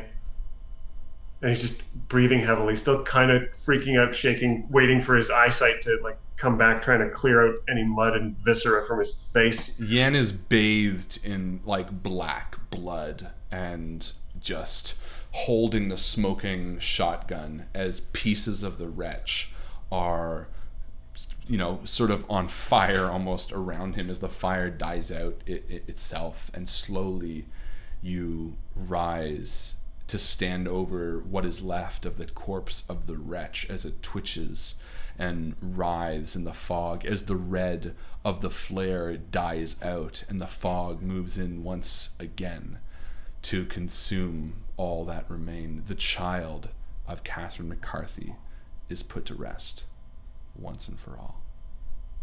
And we're going to stop there for the mid-game play. Well done. That was actually a really tough fight. I am surprised you guys did so well. Did anyone take damage? No. Which is really, really good because it had 2 attacks at 75% to hit and did 1d12 damage. It would have killed. Me. That's why I expected you guys to die. I'm actually really surprised that all three of you lived. Well, everybody should be really excited. We get a second half of the episode. You did. Oh shit! I only wrote the first half. So anyway, ladies and gentlemen, welcome to the Invictus stream. It is, of course, Call of Cthulhu Part 10 tonight, the end of this campaign. And I'm really excited. That was a great ending to the Wretch, Yen. I'm really glad that ended so... That was very ridiculous. satisfying. You did it really well. I'm glad you guys went with the fire thing on the pits, too, because that, to me, would have been really tough. Each one of those things had, like, 7 hit points, and they're all spread out, and... worked out a lot better than I thought it was going to be. You guys did really well. So, well done. I'm a bit speechless, but that's what's good about having good players. Jam planning. That's all you need. You need some jam, you need some gasoline. Jam plan. Ladies and gentlemen. Jam and gasoline. It is, of course, an 18-plus show. If you are not okay with that, it's far too late. Sorry. So, scaphism. I wanted to give you a history roll to, like, let you know about this, because this is how they used to, like, torture people. It's terrible. They would basically take 2 boats and cut holes for people's heads and arms and legs, and they would fill them with milk and honey. Just give you as much milk and honey as possible until you were like diarrheaing it out almost. And then they would put this boat in a swamp in like the heat of summer and just leave you. And bugs would lay eggs in you, and they would just eat you from the inside out. And it was just like the worst form of torture. That was torture? Sorry, boats? Yeah, you're alive when you do this. Yeah, boats, like sort of, I guess that's how the visual used to do it. Like 2 upside down boats together, sort of like a clamshell, you know? Like an Iron Maiden. Yeah, but they used to use boats. I don't know why. Maybe they were just really, if you Google it, it's like scaphism way boats. Too many boats. There's like, what are we going to do about them? How the fuck do we get these boats? I thought the boats too many were boats and too many people who are happy. We'll just combine the 2. But I don't get like, so they like leave them in there for a while and then like bring them out and interrogate them. And if no. This is like torture to death, not torture for information. This is like just a terrible way to die. But yeah, and it was really bad. It's like the worst way to die. If you Google like worst torture methods to die, and there's like the Iron Bowl and all that kind of stuff, this is like number 1. Because it takes a really long time. Because it takes well, you're basically starving and feeling bugs growing inside you. Yeah, it's really I like it, I can tell. And well, what I was saying, that's my real grunt. Yeah, you should read the actual like description of it because it's worse than I'm even making it. I'm sort of glossing over, but it's honestly, that was one of the big things that I started this whole campaign with. I was like, we're gonna have a scaphism swamp. How do we get there? Well, because I was like, everything you dreamed start it would be? on a boat. It was more than what I dreamed it would be, but I was basically like, I want it to be the most horrific like thing to come across, and what could that be? As a scaphism swamp, like just seeing it would be so horrific, and I'm really glad that ended up being the place where the final battle happened, because you add a little bit of Junji Ito Holes everywhere, many holes. Well, holes that's forever. what would happen, because all of the like, and I'm talking wasps, bees, flies, maggots, all of them would just land inside you and treat you like a log. They don't know the difference, right? While you're like trying to fight them. Oh, it's so terrible. Oh, these bugs. Treat These like a log. Well, you can't kind do anything. bugs who they just don't know the difference. Imagine I'm not a feeling log. something. Imagine feeling something eating into your stomach and you can't like swat it away. You just like until you just like die from what? Starvation, maybe? Yeah, no good No. can come of These that. are We'd probably well-meaning like bugs. 18 plus was the point of it. But yeah, 10th game. I think we should just power through, and if we end early, we can just do a post-game recap. What do you think? Sorry, I will be right back. After he pees. I need to use the washroom. I wanted to as well. take a And Rob second pees to yeah. Okay, Joe does. Boys gotta pee. I wanted to take a second to promote our community chapters of the Undefeated channel, Oh, yes. run by our extremely talented and very generous with his time friend, Mr. Marvin Tanner. We're very excited to have a community that wants to play with us in a world that we made, in a world that you're making with us. Essentially, well, Harlan, you know more about it than I do. Yes, Marvin is organizing this really awesome section of the Discord. There are rules where you make a 5e character, and it's sort of play-by-post role-playing, which I think is really amazing, and I'm really excited and happy that Marvin's doing it. So please, if you're interested in it, scroll down to the community chapters of the Undefeated game. It's just below this section on the Discord, and read over the rules. You can see the example and the story so far, and then enter the star in, and you can start playing... Play the game there. Yeah, it's like a version of Dungeons and Dragons 5th edition, but very rules light and story emphasis. Also, Harlan, I know you wanted to talk about the most valuable post. Yes, the most valuable post. I wrote down MVP. Yeah, And then I forgot. It's Stephen Holmes, I think, right? it is. Just wanted to make sure I had the name right. Stephen Holmes wins MVP. Why, you might ask? Because he made this really amazing polymer clay little, I don't know, what would you call it? Character of me? Little statuette. Little statuette. Figurine. Look at this. Look at the costume. It's perfect. He's so handsome. You're wearing it right now. I know. Amazing, Stephen. Such wonderful work. Cool. And more in the pipeline from a short conversation with him. Don't want to give anything away, but Stephen, you win most valuable post, but you knew that. Thanks, Steven. Thanks, Stephen. You're such a sweetheart. Also, one more shout out while the boys are still peeing. This weekend, if you are in the Bougainville area, come and visit us at Chronicle Brewery. They're having their anniversary celebration on Saturday. There's going to be food trucks. There's going to be live music. They got some beautiful new furniture. There'll be tons of delicious beer. Harlan and I are going to be there. With the baby. Come on. Justin's gonna be there too. Oh, Are you Justin! going to be there too? Yeah, I'm gonna be there too. Yeah, he showed us his calendar last week. Oh, that's right. Mhm. I think we're going to be there in the evening, probably after Yeah, I like have to work 6, until 3. Oh, five-ish. But Henry's going to be there. Little baby Henry! Little pop. Well, I might have to coordinate around that.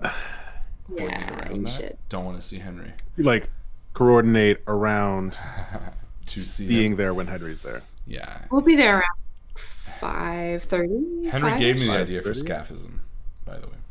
Yeah, why? Really? He's a crazy boy. Scaphism? Scaphism, Daddy? Daddy maggots! Call him Hi. Cthulhu, Oh my Daddy. god. No, guys. Come on. Game 10, Scaphism. Hi. Hi. What's up? Not much, you guys. Not much. Oh, You want to play a little I'm just call? thinking about horrible tortures, Yeah, me too. bugs. Yeah. Mm.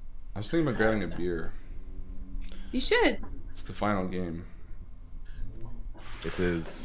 It's the no time like the final present. game down. Okay, I'll grab one. ringing in the end of this campaign with a glass of This wine. is also the final game where I'm gonna have this background.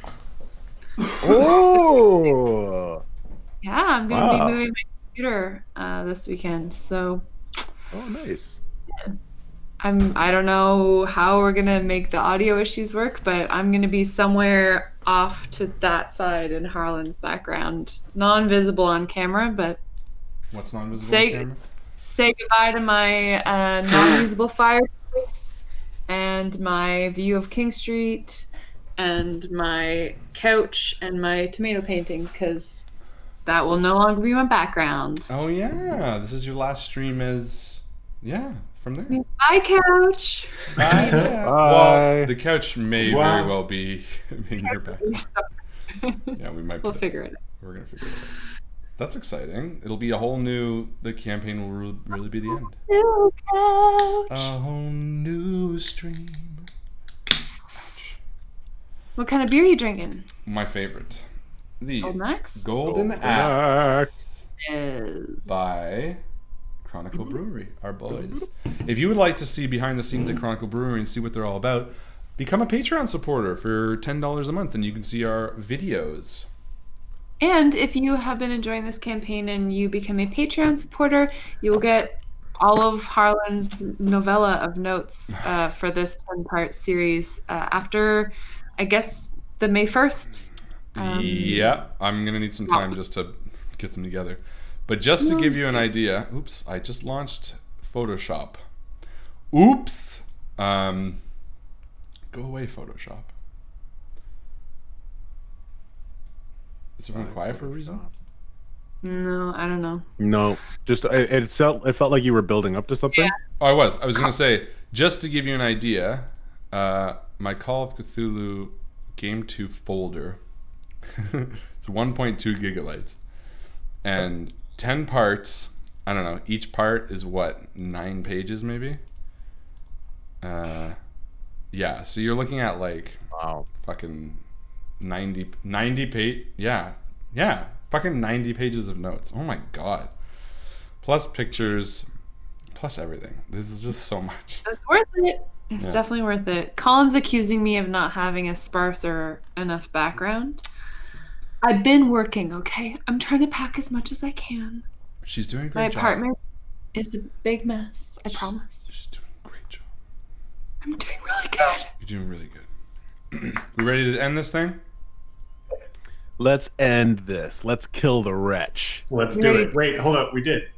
Uh-oh. Oh, We're done. wait, what? Now, the tough part. Ladies and gentlemen, without further ado, Call of Cthulhu Game 2, Part 10, the finale.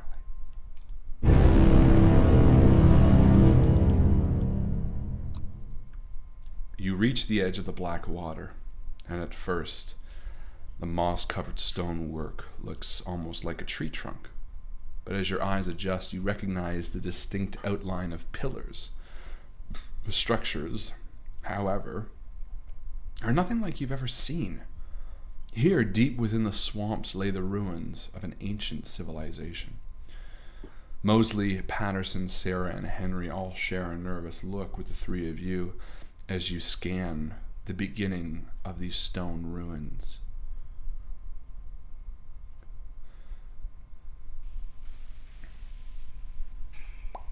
Do we hear any obvious chanting? Do we see any masked figures moving around? Nope, just the stone pillar right now. They're sort of ornately carved. There's things carved into them. I look at the carvings. Give me a spittin'. My speciality. I fail. Yeah, there's stuff carved into it, but you don't recognize it. Carvings. As you continue moving forward, the seven of us are sort of nervously looking around. The swamp sort of gives way to these almost streets. The small stone-laden paths of ornate white marble are covered in moss, dirt, and roots, but the pathways are undeniable. We move deeper into the ruins as buildings sort of start to crop up. They're just the outlines, but they're built within deep, large, wide chasms and trees. Things that seem ancient and old, thousands upon thousands of years. And as you watch the dark corners from movement, you become anxious at what might appear. The three of you are sort of taking up the lead, I presume? Yeah. Yeah. Yeah. I'm kind of hanging back in the middle, feeling a little shaken from everything that I've seen today. I'm subconsciously not taking the lead this time. Okay. I mean, Jan's as taking the lead as he can be, but still trying to keep Cedric in sight, just because his mind keeps like dragging back to that moment where he made this decision to be like, I don't know if Cedric's there or not, but I have to throw this torch. And just that, like, having had to have made that decision, he just keeps thinking about it every time, you know, just to make sure Cedric is still there. Okay. Forward. Perfect. You come deeper into these ruins as these buildings sort of take on more shape. Some of them are almost pyramid-esque, but they're much smaller. The trees now stretch up higher than you've ever seen, and the canopy above almost looks webbed. The fog moves in droves like clouds hanging above the streets, and a large stone column sort of blocks your pathway, something that's fallen down from almost like a Parthenon-esque building, and it stretches wide across the marble stone that you walk upon. Some dry ground. Miss Mosley sort of hops up. Patterson helps her over, and each of you climbs over with a bit of time. Again, there are deep carvings along these columns as well. I think I might take a chance. I want to look at these carvings. Ooh! Yeah, I'm gonna start taking a look as well. Yeah. Yeah. Nope. I see them. Yeah, it looks like birds. So Petra, you recognize them as birds. But they all look like birds? different. Well, you can roll something to guess or figure out, or you can talk to someone who might know, or you can use any number of skills. Figure out. Art? I have a 20 in art. You could try that, or you could mention it to Cedric and let him try, or someone else. You're there. You can do whatever you'd like. Look, there's birds. Oh, this one's got a long neck. This one has a short neck. All different kinds. What do you make of them, Cedric? I can tell you, I've never seen anything like it. Fail. It's As beautiful. do I. Yeah, you Very can't quite tell. They all look like smallish birds, though. Small, aren't they? Smallish. Not like flamingos or anything like that, or eagles. They're all sort of... Smaller than a bread box. Sparrows? You don't recognize any sparrows, no. Is anybody good with nature? What kind of bird? Miss Mosley, Yeah. what kind of bird are these? Oh. What's your nature? What's anyone's nature? Natural world, I think. Yeah, right? what's... I have a 10. It's 10 is regular? We'll say she has 50. Ooh. I mean, she's pretty spunky. She knows things. Oh. She's old. She's like, She walks over and like starts outlining them with her finger. Crows. Raven. Rook. Those are these three. And she points to like 3 of the, 7 odd different birds there are. They're all different? It looks like it. These 3. Crows, raven, and rook. She like scoots over the broken column and it continues walking north. What was this place before it became ruins? This was... Refresh my memory. Who are you asking? No one. Just generally. Yeah, no one Around. knows. It's an ancient civilization, older than you've ever heard of in North America. It looks older than any ruins you've ever seen. And Petra, you being someone who has a bit of archaeological background, I have a little bit of anthropology, a little bit of archaeology. those are things you could roll on these as well. I will. And I'm going to use an XP, because why the fuck not? This is endgame shit, you know? This is endgame shit. Yeah, Marvel Endgame. Avenge. I don't do it at all. Wow. We should have a funky XP. Sorry, guys. We should have a funky die that inverts whatever you roll before you roll it. You're like, I'm going to do this, but I'm going to invert it. Because it seems to work sometimes. Yeah, you can tell that these ruins are, older than anything you've ever seen. Older than Egypt. But you cannot tell much beyond that. These look very old. Super old. You continue moving deeper within the ruins, continually watching those dark corners for movement. As you reach a center area, a large opening. There are large stone columns that sit against the ancient trees, and the black water that surrounds give the impression of this being a religious site of sorts. And just as you see a set of stone steps that descend down into the vine-covered darkness into this temple. Miss Mosley stands at the top of the stairs and says, "This is what leads towards the catacombs, I believe." I'm gonna do a spot hidden on the ground. Sure. See if anybody's come through this way. Dragged something extremely heavy. Yeah, it's great. Pickup truck down into.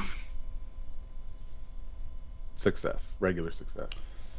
Is your die roller not working? Because it's not showing up. But it's very slow. It's 55. Is what I got. There it goes. Yeah, no, you don't see anything. Doesn't look like, at least no big heavy drag marks. There could be feet, but because it's stone, you're not too sure. Are we meant to go down inside? You said the large catacombs. These are your best bet. All right. Okay. Worst we find is nothing. Yeah. The best I we'll wish. And Patterson, Anna, and Henry sort of all follow you, but Mosley stops. I think I'll stay up here. She's the big bad. Are you sure you want to be up there alone? And she reaches into her bag and pulls out another balloon stick of dynamite, not the one that you had, and she says, "If what you say is true, girlie," and she points to Anna, who sort of said if Azathoth wakes up, everything's fucked. But if what you say is true, I'd rather make sure nothing comes out of there, if you know what I mean. And Anna sort of rolls her eyes and says, "If this thing wakes up, it's not going to be stopped by a stick of dynamite." And the woman sort of nods. "Maybe. But I don't think anyone's coming out of there. And I want to make sure of it." At least give us a chance. Give me a persuade roll.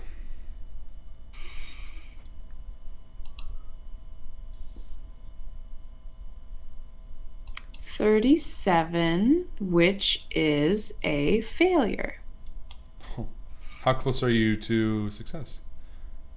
I am 12 away. Oof. Yeah, she sort of looks you up and down and says, "Is it worth risking?" Listen, Miss Mosley, with all due respect, I really don't think this is the only entrance down there. I mean, look at the ground. If they brought the Blackstone or the spire or whatever we're calling it down there, they did it very, very cleanly. They did a really good job of it. I don't think they carried it down these steps, which means if it is down there, there's another way out. And you blowing up this passage, our only known way of escaping, is only going to make our job more difficult if we need to get out. Give me a roll with advantage on persuasion. Because it's a great point. And because you're delayed, we don't know if it succeeds until after. The suspense is killing us. It's Palpatine. Well, I Take know. I know suspense. the it. This is where you start role playing. 25. You just started role playing it because you knew it would succeed. Yeah. So she's like, fair enough. I won't blow the entrance. In fact, maybe I'll take a look around, see if I can't find that alternate one. Good luck, kids. And she starts walking off into like the distance.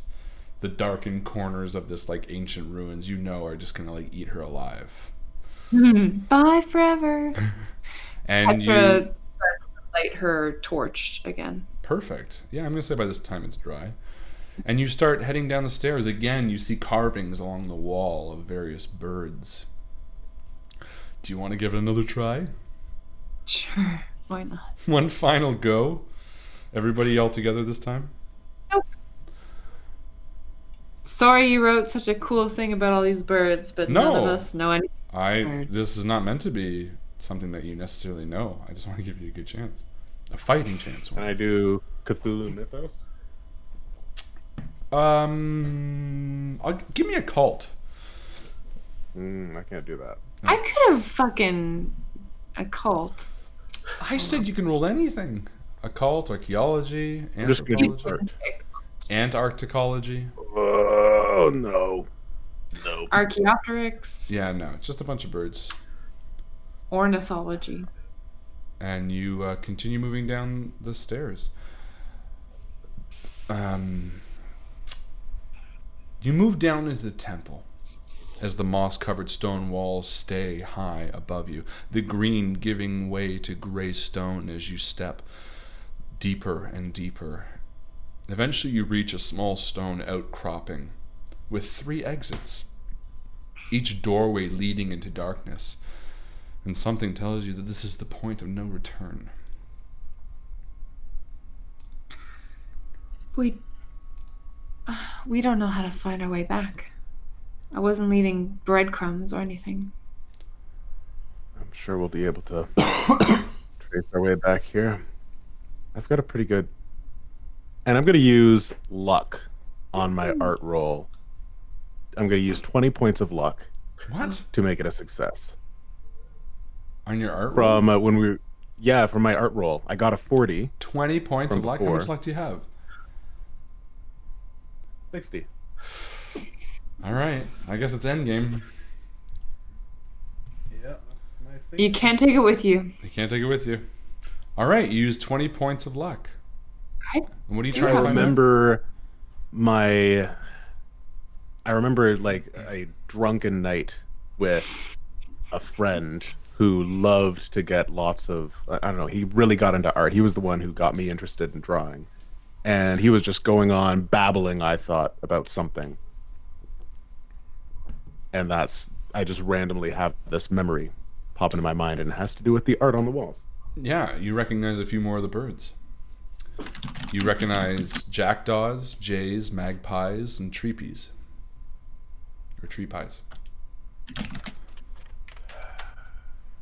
Jackdaws. Jays, magpies, and tree pies. What's a tree pie? It's another like type of still- corvid? Yeah, corvid. They're all corvids, right?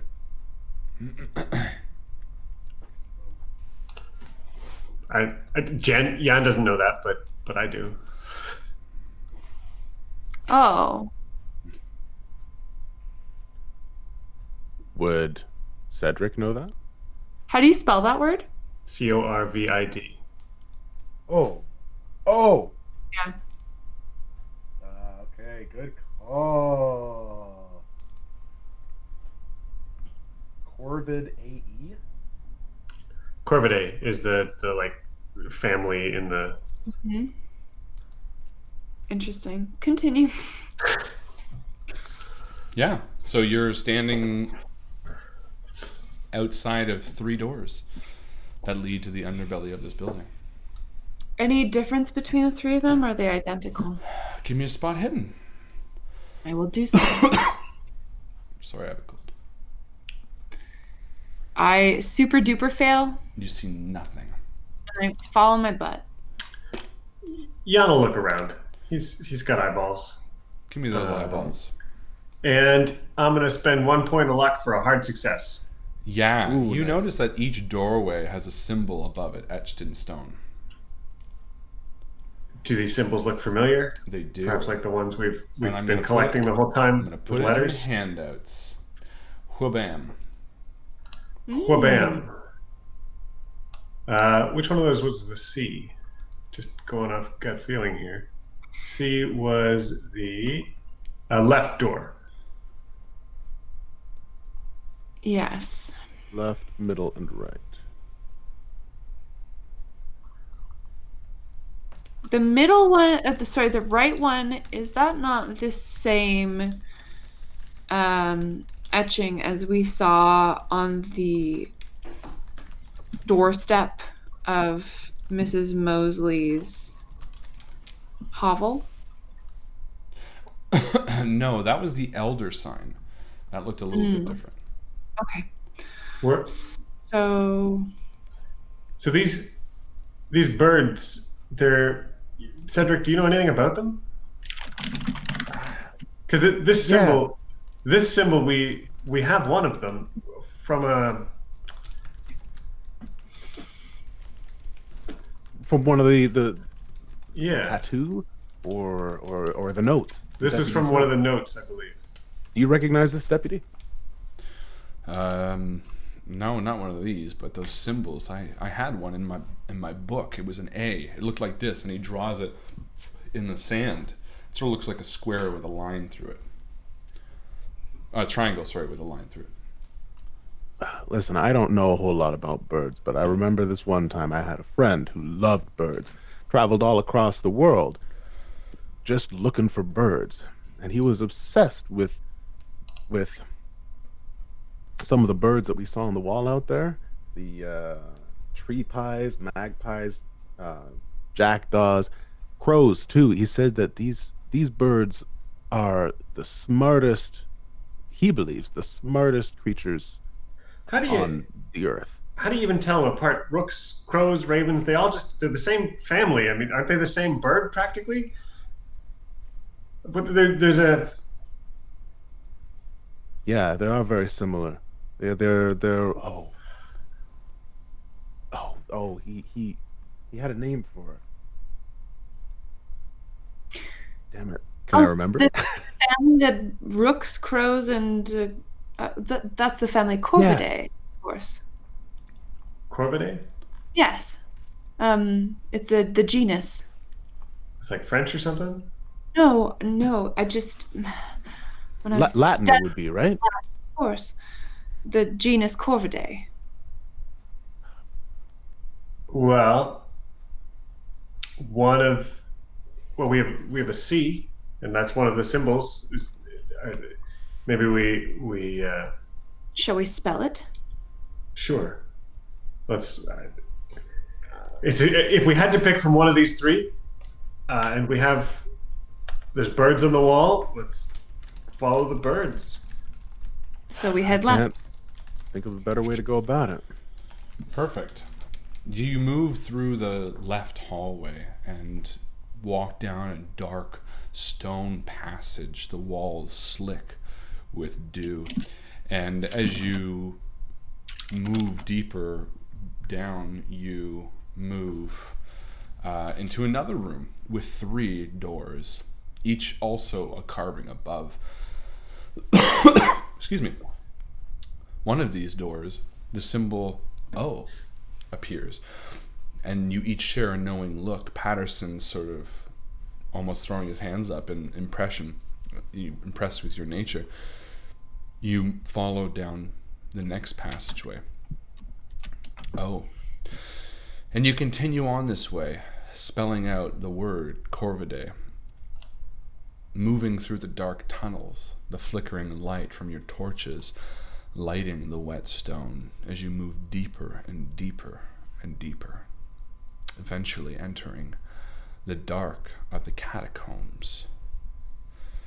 As you move through the later letters D, A, and another E, the darkness between the torches, between the one that leads and the one that ends, Cedric, becomes like bookends to the darkness you feel. Your mind scratches at the blackness that is consuming you with such low willpower to fight it. And for a moment you're taken somewhere, Cedric.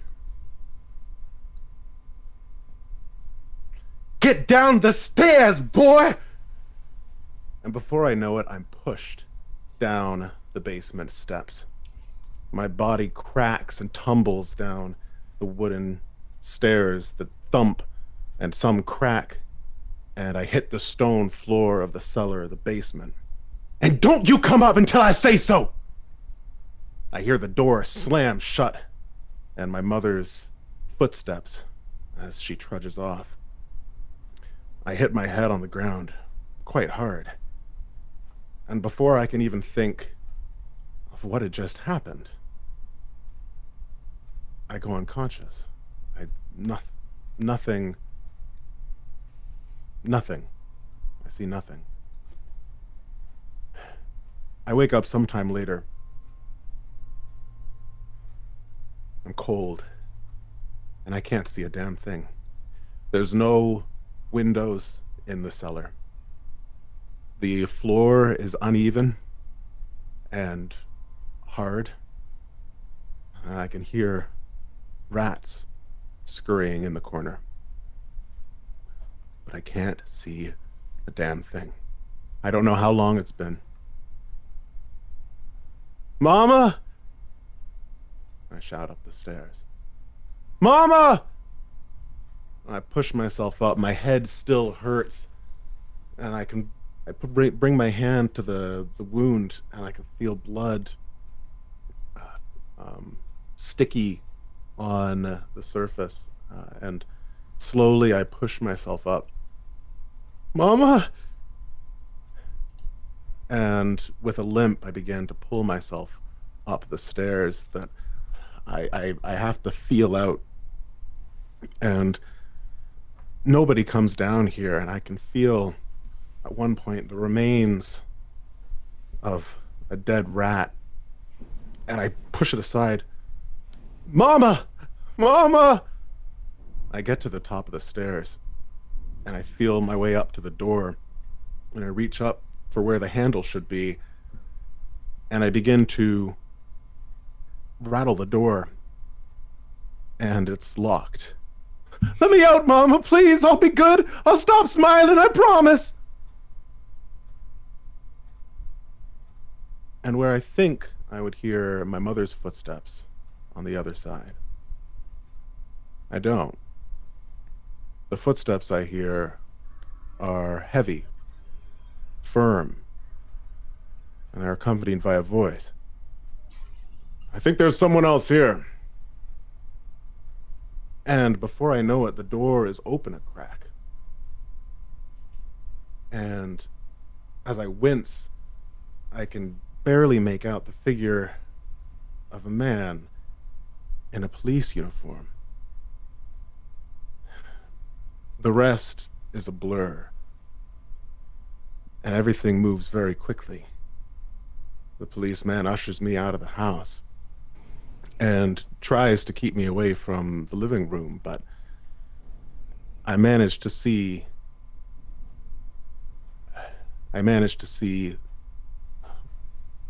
what I just remember now as the body of my mother.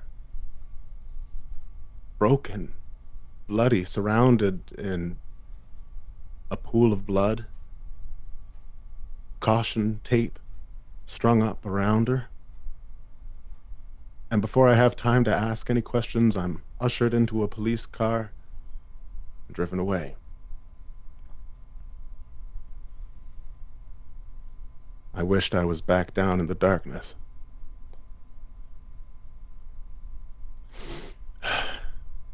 And I look around, and it's almost just as dark as it was down there. Your feet land on the earthen floor. passing the final doorway, ending your spelling of Corvidae in an E, to see the walls lined with small beds for the dead to lie in.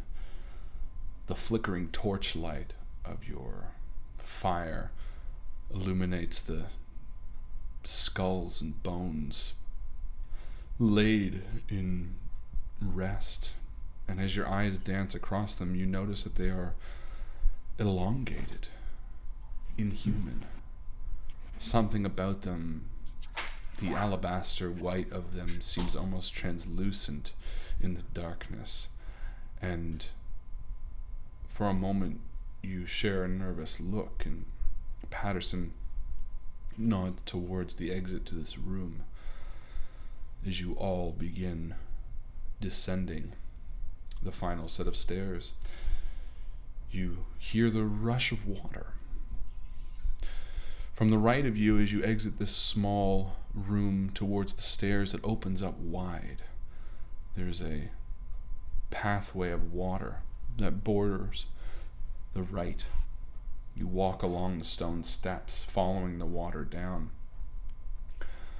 Yan, you take the lead, and as you do, you study where the water flows. It looks like the black of the water moves down along the crest of an edge, but in the dim light of the torch you can barely see. You squint, and as you do, your foot gives out and you fall into the black water. For a moment you fight it. You can feel the water splashing amongst your face. You can frantically paw at it, the icy cold of it washing over you, and then you fall over a waterfall. You begin tumbling down further and further, and then all at once you are bathed in black water. And in that blackness, Yan, what do you see? There's a tumble and a crash in this quiet, cold stillness. Almost his ears go silent. There's just a moment where it's quiet, and he's somewhere else. The sun is just peeking over the horizon and into this window that he's lived in his whole life, and it's that sort of peaceful that makes you think something's missing. And he sits up and looks over in the room, and it's quiet. It's still. His brother Todor Cotton has died. His wheezing that sort of scored the rhythm of life around the farm for the last year has finally stopped. And Jan gets up and walks over to his brother, and there's this piece of paper in his hand. There's a poem written on it. He must have written it just before passing. The words burned into Jan's memory. He'll never forget them. But even in this moment, there's tears staining the page fresh. It was the first time reading them, and the sound of death leaves my lips with every breath, an endless death rattle, a swan song that lasts too long. I haunt my family, a ghost in flesh yet to be unmade. I see the shame in my brother's eyes, how a father's rage will scar him with my demise. Yet without me, what's next to make him afraid? The night, the shadow, or the shade? And then just as suddenly, Jan's riding a horse. He's a little younger. Todor's sitting behind him, and we're laughing. It's winter, just like it was a couple of days ago, and we caught our quota of beavers and muskrats in one day, and we're soon going to send those pelts back to the Hudson Bay Company and have a little extra money in our pockets for the winter. And we're riding over this ice, and there's a snap and a shift below us, and we're falling, plunging the horse first, and then us into this frigid water. Jan hits his head, unthinking, just scrambling, trying to find shore. He gets purchased on some ice and hauls himself back up, and the wind is howling. I'm frozen. It's so cold. Todor and the horse are in the water thrashing about, and I'm stuck, paralyzed, just standing there, having to make this choice. I can see him fighting, but I'm not sure I can actually help him. If I go out there again, I might drown. If I go for help, will he even be here if I get back? It's miles to run back to the house.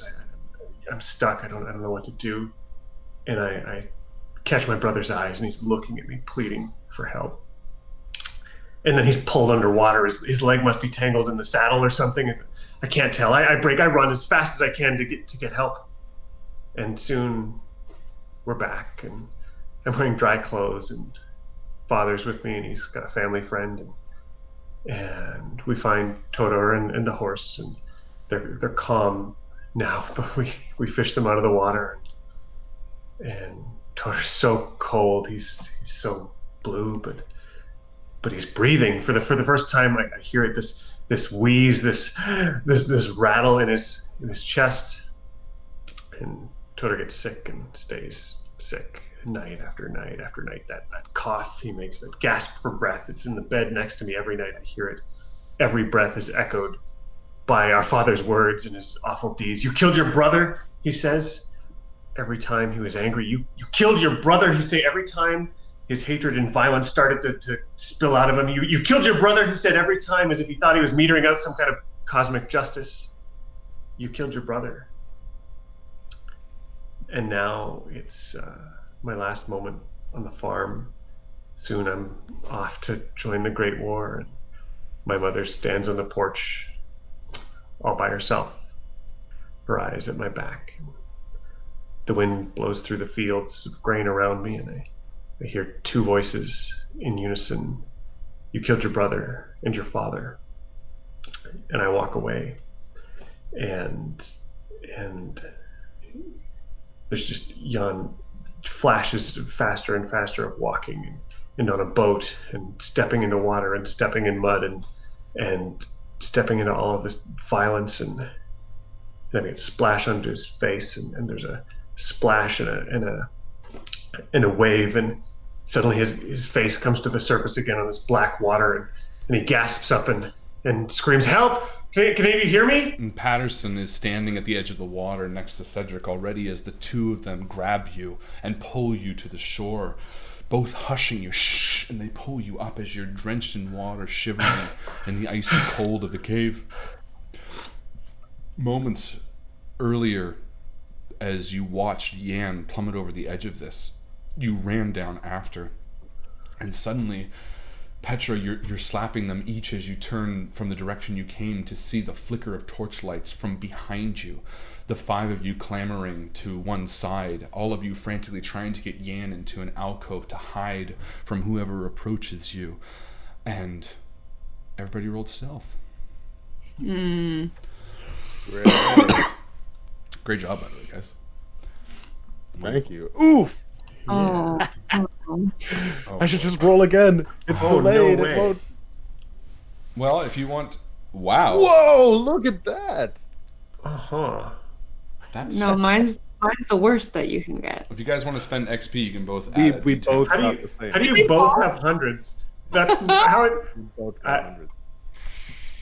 Jan's I don't know. hard success quiet. He's just dead quiet on the edge of the water, trying to be like calm. Hasn't even moved yet, really. Do you want to Can add an XP? I would like to add an XP. Yeah, I would. This will be leaving me with one left. It's up to you. I So will. then how would that work? It'll So be at then- 0, so whatever you have is just a straight up. 40. So if I get another 0, that would suck. But if That I would get be anything really else, shitty. then I'm gold. You're looking for a 1. That's what's happening. Oops. Okay, I got a 6. So a 60. 6. And what are you... 60 for stealth? Yeah, so 60. So what are your stealths? I succeeded. You succeeded? I fail. Can I say my stealth? You can. Let's see Or what? first. How I fail? Yeah. How I fail? Well, let's see. Hold on, because it's a contested. You had 60? Yeah.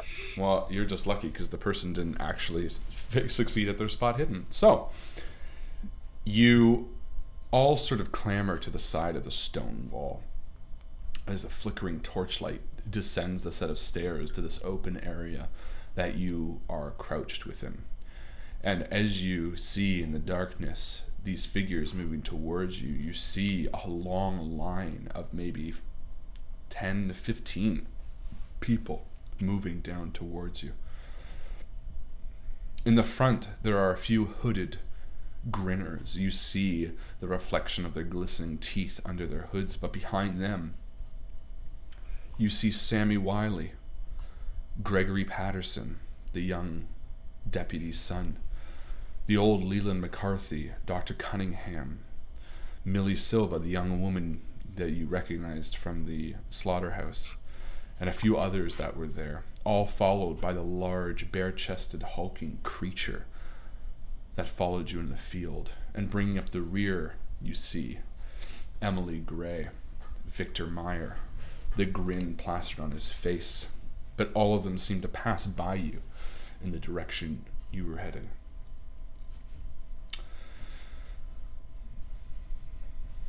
It did look like Sammy, Gregory, and all of them were sort of chained.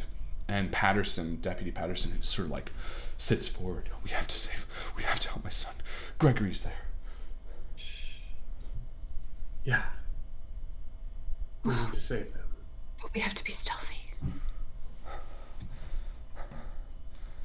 If they think we're about to liberate the children, they'll just kill them. Well, do we know what we're doing with them? What they're Presumably doing? something awful, but do they have a timeline? Do we think? Or? I don't know. They want Sammy for information. That's all we know. Leaning out from the small alcove towards the direction that they're heading, you see a green, ominous light filling the cavern and the flicker of torch lights filling the scene. At the far end, you see the obelisk standing in water. I'm going to upload a map. Oh boy. To give you a view. So you were sort of at the bottom of those stairs in the northwest side, sort of crouched up against that little alcove wall where everyone just passed by you. Does that make sense? Yeah. And you're sort of crouched to the end, and you can see I will give you, that's sort of a rough estimation. Spot hiddens will give you more information, but that's where you're at. Okay. I spot hidden. Give it to me. Baby. Uh-huh. Oh. Wow. I do. Yeah. Team success. Yeah, so you see this large area. It looks like there's sort of a pathway that you're on, surrounded by black water to the right, and a set of steps that lead up to a platform that oversits more black water. Within that water, though, you see a green light shining from beneath the water, and almost on the water, perhaps on a stone pillar that's within, you see the obelisk. It sits upright, far into the body of water. The large room where this obelisk sits and where the people who have just entered stand is actually surrounded by a much larger balcony that circles the entire room.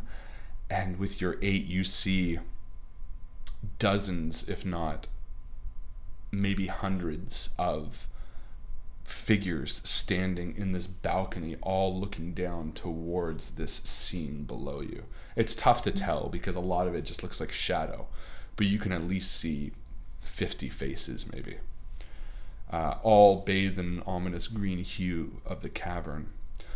On the ceiling far behind the obelisk above it, you see large, massive hole drilled into the ceiling with a metal elevator of sorts that leads to the surface above.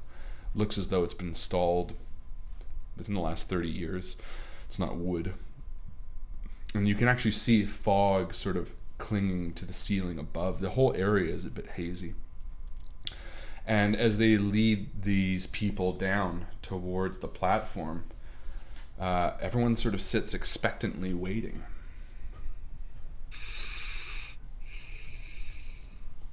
And what's on the platform? Right now, you see the innocents that were brought, the people who are not turned into grinners, the boys, Sammy, Wiley, Gregory, Leland, Doctor. Emily stands there, the large, hulking creature, the elderly creature that sort of chased you through the field, stands there. The other grinners that accompanied this line of people, Entourage. yeah, entourage, thank you, climb a short ladder towards the platform and begin to reveal above.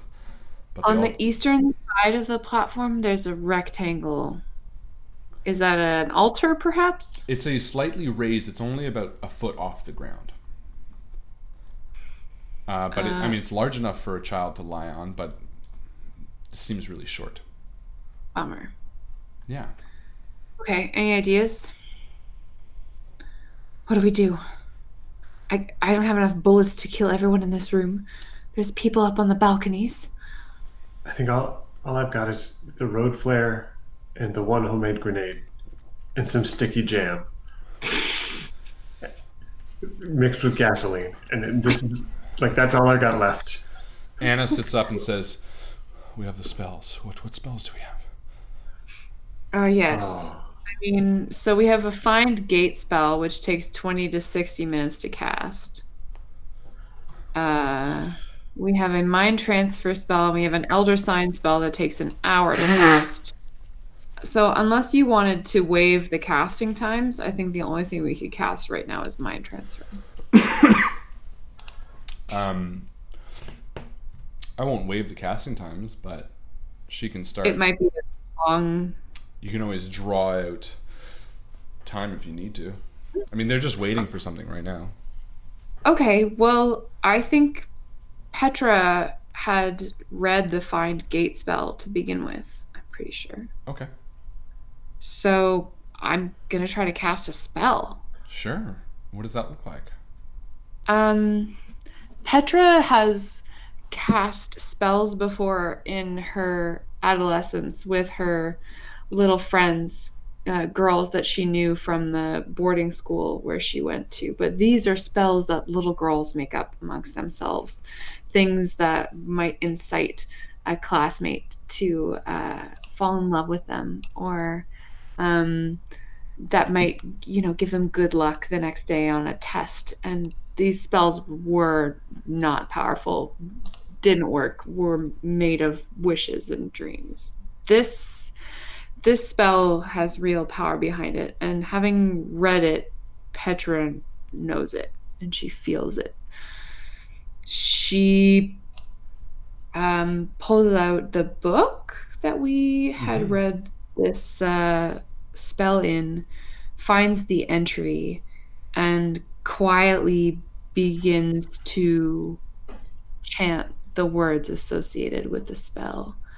She kneels on the cold stone of this cavern and places both of her palms on the ground and chants into the stone to find a gate.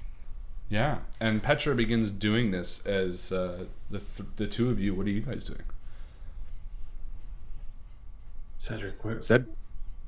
Cedric's just gonna watch and listen and just keep his eyes on everything, and if anything changes, he'll let them know. Okay, so you're just gonna observe. I'm gonna, Jan, I can't hear them from here. You've got much better ears. Why don't you listen, and I'll watch to make sure nobody else is coming. Okay, let's see if I can figure out what's going on. If I inch a little closer and just try and hear any words that they're saying or any sort of plan that they're coming up with, trying to tune out the noises Petra that is making that are not language. Sure. And are you going to move to the next little alcove? That's a good question. Yeah, I think he's going to very quietly try and get up there. Perfect. Give me a stealth roll. Oh boy. All right. Do you have any XP? Oh, you know what? I succeed. Oh. Nice. Okay. Yeah. You quietly slink towards this little alcove, and you can hear sort of the dull beat of a conversation between Emily Gray and Dr. Cunningham, it sounds like. Can you give me a listen roll? I would love to. I got ears for days. Yeah, you do. Yeah, that's a super excellent mega success. Oh, shit. Okay. Yeah, you hear her say, Why? Because my dad lost everything years ago. My brother, my mother, and I was just a baby. He was penniless and heartbroken, but he found the Corvidae. Conrad found him. He was hesitant at first, but when I grew ill, Conrad revealed the power, and he saved me. He saved me from my illness. And then he saved my father. And she points towards the large hulking creature that sort of chased you through the field. He saved him when he was ridden with cancer. He gave him another option. He showed him the world beyond. Through the gateways, Master Conrad helped us. He allowed us to live a new life. And we have lived it. For 15 years, we've been waiting for him. And now he appears again last week, waiting for us. And as you're listening, Anna slinks forward and she joins you. Yeah, and she sort of puts a hand on your shoulder. She says, Conrad was my father. He is my father. Sort of shakes it. None of this makes sense. This isn't like him. He was a good family man. He loved me and my mother and my brother. And you can see she's sort of fighting the impulse to like almost run up there and say something. Anna, in a world where mind transfer exists is a thing that could have happened, that might not have been your father for any number of years. Who knows what ancient sorcerer could be in there, what creature from another goddamn dimension. Whatever that is, not Dad right now. Right now it's you and me and the end of the world over there, and we gotta listen to find something else out. Give me a persuade or a charm or whatever. Can I charm? Yeah. I'm charming. Give me a charm. Give me a charmy charm. Oh, how about a 4? Oh That's my an excellent super duper success. God. Fuck yes. Yeah, she's like... No, Your eye twinkles seductively. Yeah, she's like... She nods. She's like, no, you're right. I can't believe it. It was my dad. And, So then it's very possible it wasn't. yeah, I guess you're right. And she sort of waits. Sorry. As you hear the end of the conversation, and the doctor sort of saying, Emily, you don't need to do this. These people, these things, when the blood touches that, she sort of nods along and says, yes, it turns everyone. And you were lucky, Dr. Cunningham. You were lucky that you fought that first wave, but I promise you won't fight the next wave. Conrad wants us all to be mad. He's chosen me to be his second in command after Father's change, and I'm happy to aid him in any way. The new world that he welcomes to bring will be wondrous. She sort of nods excitedly. Petra, you've been sort of casting your spell for about 15 minutes at this point, as they're sort of talking, and you can feel this spell. It's completed. You can feel the actions within your fingertips. You can feel the sort of loading of it, almost like a bullet into a gun, and it is ready to be used. You can use it whenever you want at this point. Okay. But you've sort of prepared the spell to be cast whenever you choose.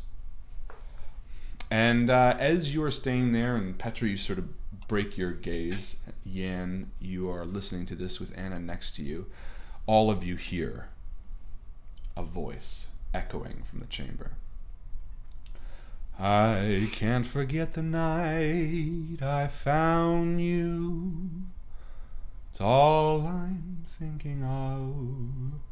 And Yan, from your perspective, you see Emily smile excitedly through Dr. Cunningham almost. And he sort of has this bizarre look, and she nods and looks towards the direction of the obelisk. And from behind the obelisk, you see a figure approach. A man dressed in a three-piece suit begins walking across the black water, almost on stones that are within. He sort of delicately dances on each stone, foot over foot, as he sort of hops towards the platform. and he steps up. Yan, from next to you, you hear Anna sort of take a breath as you see a man, an older man, maybe 60. He has sort of a twirly black mustache and frilly hair. He has a tight goatee. He has a European look to him, but his voice seems without accent. And as he reaches the top of the platform next to the small foot-high area, he sort of laughs. I love that song. And he kind of reels forward on his knees and rubs them and looks towards the group. Emily, darling, you've done so well. And she sort of almost bashfully smiles a little bit. And he looks over and his eyes fall on Sammy. Sammy. Give me a spot hidden, Yan. Would love to, with my eyeballs. Those are typically I succeed. Yeah, Sammy turns his head for a second, and you just see confusion on his face. Like he's never seen this man before. But Conrad sort of waves him forward. Come here. And as Sammy walks across, you see Anna next to you with a look of sort of confusion. And she turns to you and says, that doesn't sound like my father. Where did he come from? He sort of walked out from behind the obelisk and sort of skipped across stones that you couldn't see upon the black water. I mean, you guys sort of have an even more obscured view from all this. I will say, though, everyone's attention is away from you, except for him right now, actually. So maybe not a great time to move, but you can if you want. He waves Sammy over. He's like, come here. And after a second, Sammy, with his sort of little shit-eating grin, walks over nervously. And he's like, you know where my stone is? And I want it. And he sort of holds a hand out almost, like expectantly. And Sammy looks around at all of the grinners at the balcony above him, sort of unable to do anything. And the large hulking mass, which has his back to you, sort of stands there and crosses his arms. And Sammy shrugs. You can't quite hear what he's saying. He sort of says something in a hushed tone, and even Conrad sort of bends down and says, what? But you kind of gather it's some sort of fuck you. Although Conrad stands back with a smile on his face. A grin that is very reminiscent of the grin that you've seen plastered on all of these cultists' face, the one cut upon them, the one you saw on Vic Tenetta, and yet this one is not imposed upon him. This one is one that he holds himself. And for a moment he turns around and sits Sammy on the stone, and everyone's back is to you. Petra's gonna start casting her second ever real live spell. Yeah. The Elder Sign spell. Okay. Sure. Takes a while. Yeah, you can start doing that. Yan, Cedric, Patterson, Anna, Henry. What's everybody doing? What did the first spell reveal? I haven't used it yet. Oh, you've prepared it. I see. Yes. I look kind of wide-eyed to Jan and to... Oh, is Jan back? I think maybe if everybody's looked away, maybe I motion for you to come up. And I'm going to. Yeah, and you can move up pretty easily. Everyone's back is to you. I'm getting the sense something awful's about to happen down there, and we need to shake that up. We can't let them find out where the stone is. How do you suppose we do that? Just make a lot of noise, like? I don't know.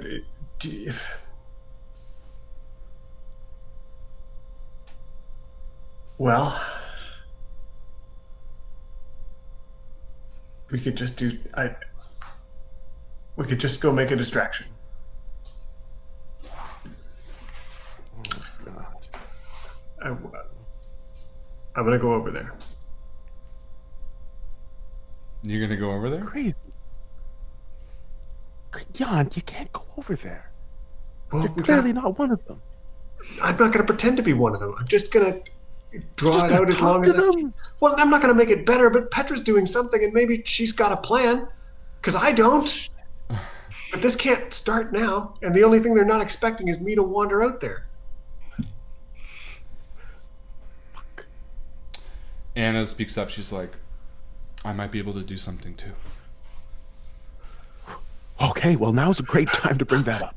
Well, not. I just mean to say, like, I also know a spell or two. I can hold someone for a moment. I can pause one person if you want me to.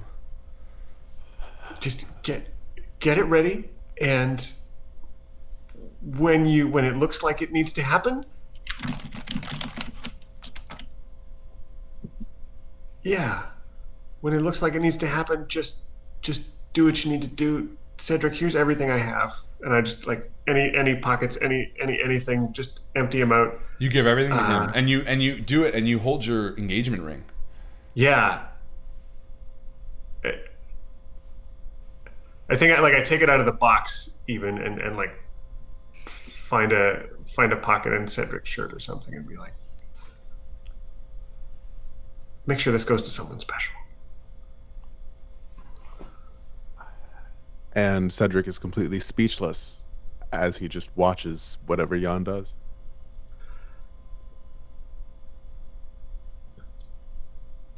Jan starts singing that song. And your voice carries out over the cave, and almost instantly, everyone, Dr. Cunningham, all the real people, the grinners from the balcony above, the large hulking creature, Emily, even Conrad sort of turns over his shoulder and looks at you. Don't you just love that song?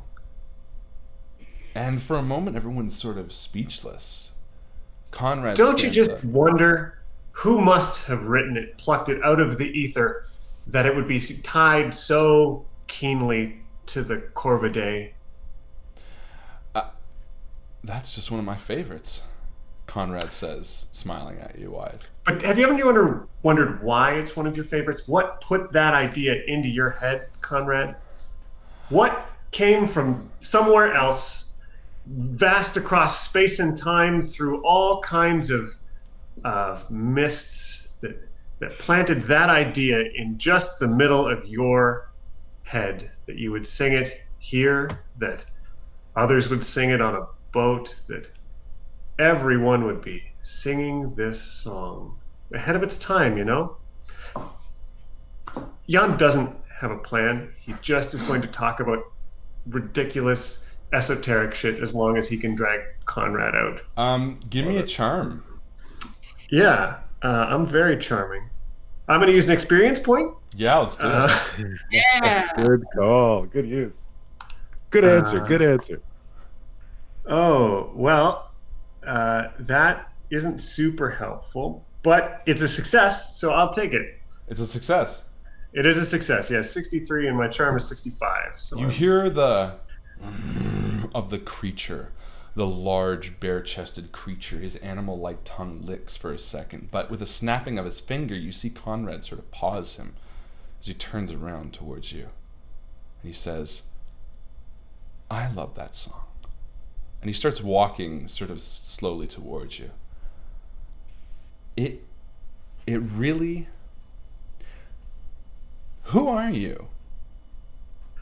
You know, that's a great question, because I could really be anybody in this world. You would think that there could only be one answer to that, but do you know there is magic and it's real? And there are spells, and I want to say just enough of this spell to let him know I know a spell that switches body, just to let him know I know it's real and I'm into it and I'm clued fucking in, and I might be big, powerful sorcerer from somewhere else or something. Just enough that he's like, this guy knows something, but not enough to actually let him know what it is, right? Just, you know, enough to be like, I could be anyone.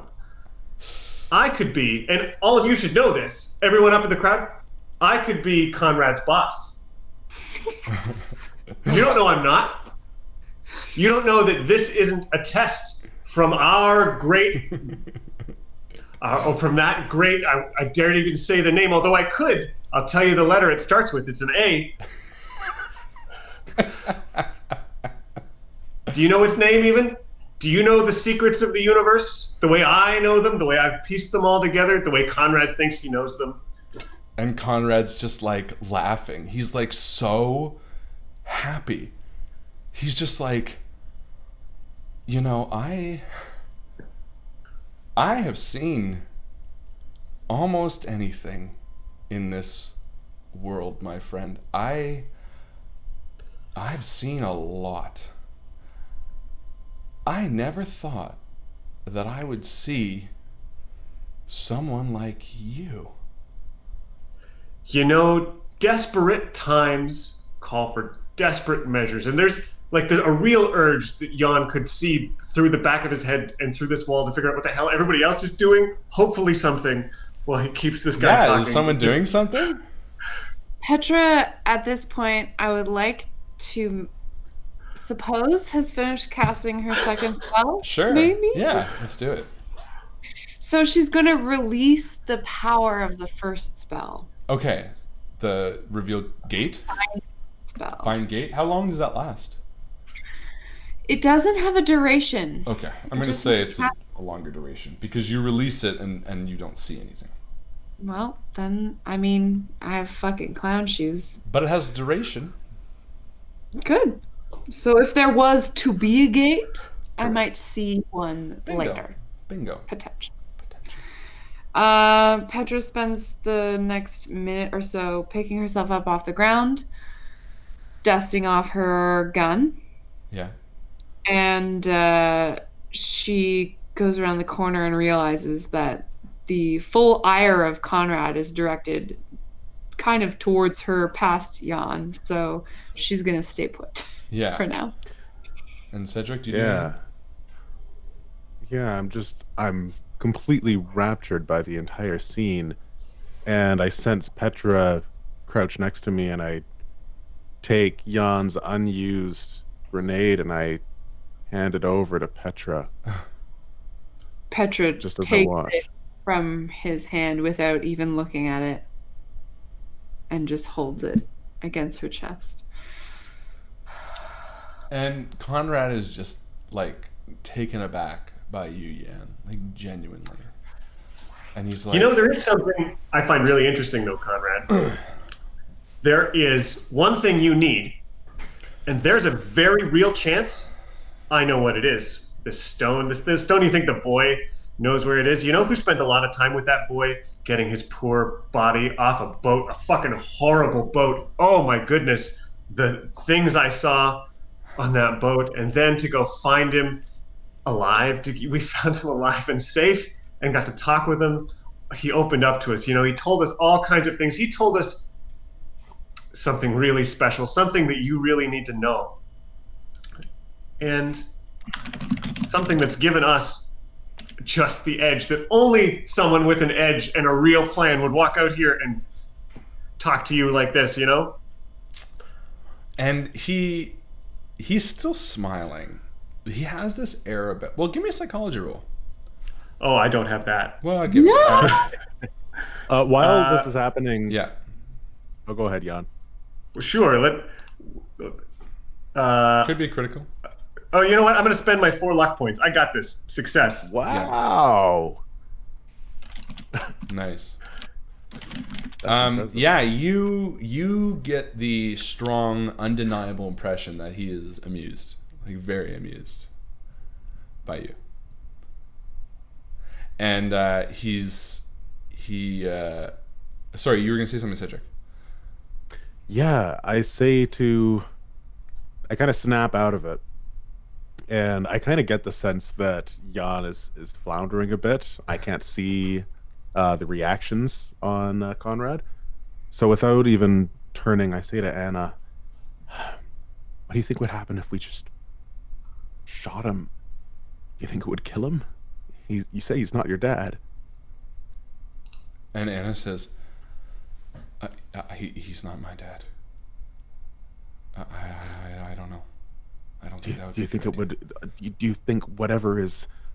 I don't know what's the word. Got him under his control. Do you think it's gonna die by? Help me out, Petra. I think we should kill him.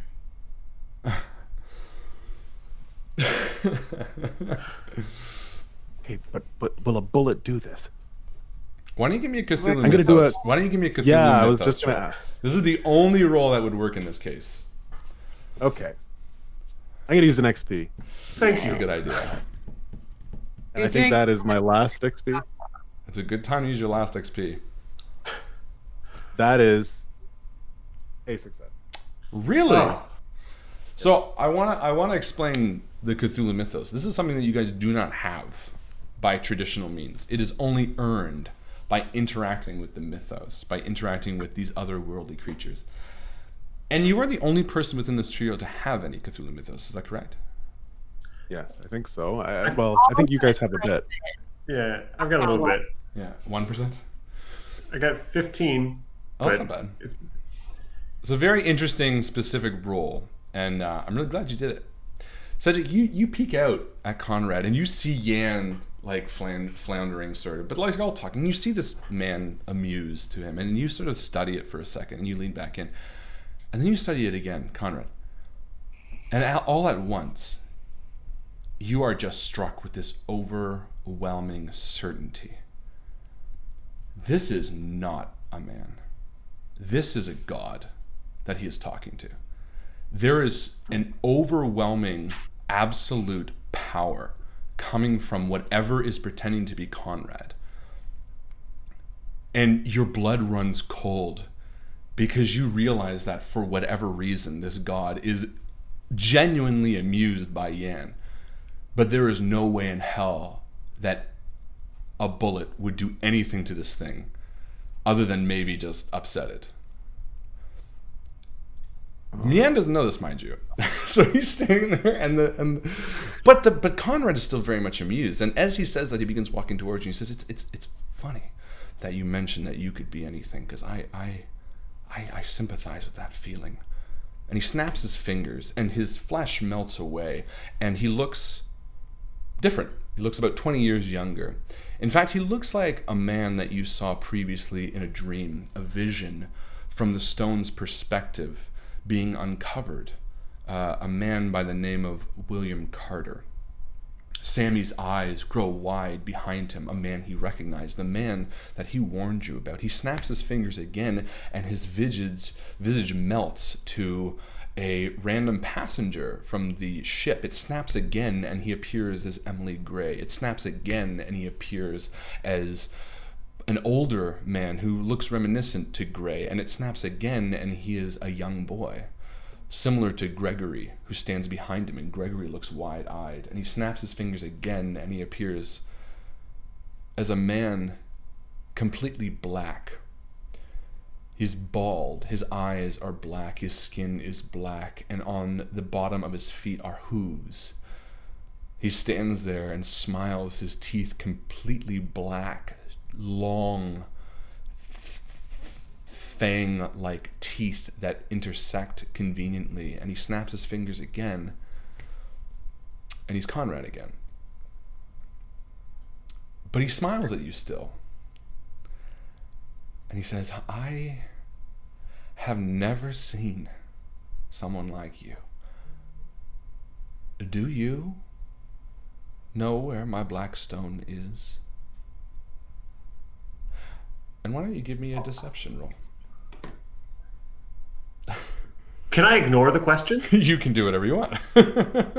All this power. Did you see that, everybody? Did you see all of that shape-changing stuff? And he doesn't even know where a stone is. It's just a dumb little man like me keeping this secret from this all-powerful being you guys all think is going to get it for you. This man, if you wanted to tear someone apart, if you wanted all of that lovely Grinner need, feel power and tear something apart and just to feel it, God, this guy who's been lying to you the whole damn time, he would be the one, if anyone, if there was anyone who you really wanted to feel satisfied tearing apart, you could tear apart everyone if you got him. Look at you, you big guy over here. Come on, you want a piece of this guy? Look at him. He's got to ask a little old dumb human being, little old me, whatever this sorceress guy is. He needs to ask me questions. He's stumped by. Can you imagine? He's stumped. He's got all that power. You guys. Give me a persuade. Oh man, you've all been duped. Give me a persuade. Let's see what happens. Can I just be charming? Just give me a charm. Let's see what happens. Yeah, I'm gonna throw some XP at this one. You know, you're not. Also, if you want to do a no roll, an idea roll, because you sort of hit an interesting thread here. I would love to do an idea roll. Why don't you do that first? We're gonna do that one without the XP, because my idea. Oh, you got to be kidding me! My ideas. I'm spending 12 luck to get my idea to work. Okay. So I'm running out of luck here. Well, but that in more ways than one. You think? You think? My time is running short, friends. Oh boy. I will say this: as you're sort of floundering and talking and sputtering on, you do realize something that when you overheard Emily's conversation about how Conrad saved her, and it's well possible that she understands how powerful this thing is, but you doubt that she knows that awaking Azathoth will end all existence, because obviously she cares about her life. She cares about the fact that her father was saved. Oh. And you realize that maybe while the omnipotence of this guy is sort of unquestionable, maybe the fact that, there is some people who want to stay alive. Yeah. Meanwhile, is Petra and Cedric, are you guys agreeing? I mean, we have quite a bit of a distraction going on. Yeah, I mean, he's sort of facing you, but it's a pretty big distraction, so you can do whatever you want. John went up there to distract, and then we just got kind of caught up in the distraction ourselves. Well, it's like you've never seen a god before. This is literally like, something that's just flabbergasting. Literally. Petra's gonna try to take this opportunity to move to a more advantageous position. Okay. Whereabouts are you moving to? I wanted to Go ahead. say something. I see Petra moving out. And I say, "Whoa, hold on. I think we got to do something about the boy. He's the only one who knows where the stone is. Yeah, we have to get him away. Yeah, get him away." What do you mean? I don't know. You're right. Cedric, we can't kill a child. It's either a child or whatever is in that thing, that stone gets out. And I think then a lot more than just one child is going to be destroyed if that happens. Are you serious? I'm just trying to explain the only idea that I have. You don't think that thing that's talking to Jan can find it some other way? I know. You're right. If we kill the kid... Oh, fuck. Can't believe I'm saying that, but we're dead. Maybe there's another way. Maybe there is. What is the arrangement on the platform like as far as vis-a-vis children? What do you want it to be? I would like Sammy to be a little bit ignored for the moment. Fuck it. I'm interested in what you're going to do with it. So let's say Sammy's wily. Literally, it's his name. He's been moving away a little bit, and he's ignored. He's maybe hiding behind a pillar almost. I want to get up close to him. Sure. Without being noticed. Give me the stealth roll of your life. Gonna roll with advantage. This is my last one. In more ways than one. Oh boy. I did it. 28. Mm-hmm. Nice, yeah. You sneak up to the platform. However, as you're approaching, it's just a regular success or a hard success? Regular. The large creature of Cornelius Gray sort of looks towards you. However, Yan speaks. Yan? You know, the big guy over here. You. I'm just talking about you. I mentioned this name before. I said the first half of it. It started with an A, right? Azathoth. You know that. Did you know we're all in his dream right now? At least I heard that. And that. And correct me if I'm wrong. You know the whole plan here, Conrad. You get all 3 stones. Wake up this obelisk. Azathoth wakes up. The world ends. Everything ends. Existence ends. So. I mean, I'm glad your dad got a few more years of life, right, Anna? Or not Anna, what's your name? Emily. Emily. I wouldn't forget a face. You fed us and kept us so lovely in your home. Oh, boy. And then try to that kill was us with a fun shotgun. time. Give me a persuasion roll. This is a pretty good, again, it's a good bet. Charm or persuasion? That's persuasion. All right. I'm going to roll with my fabulous experience. Roll with vigor. Oh boy, 33. Oh, that's good. That is a success.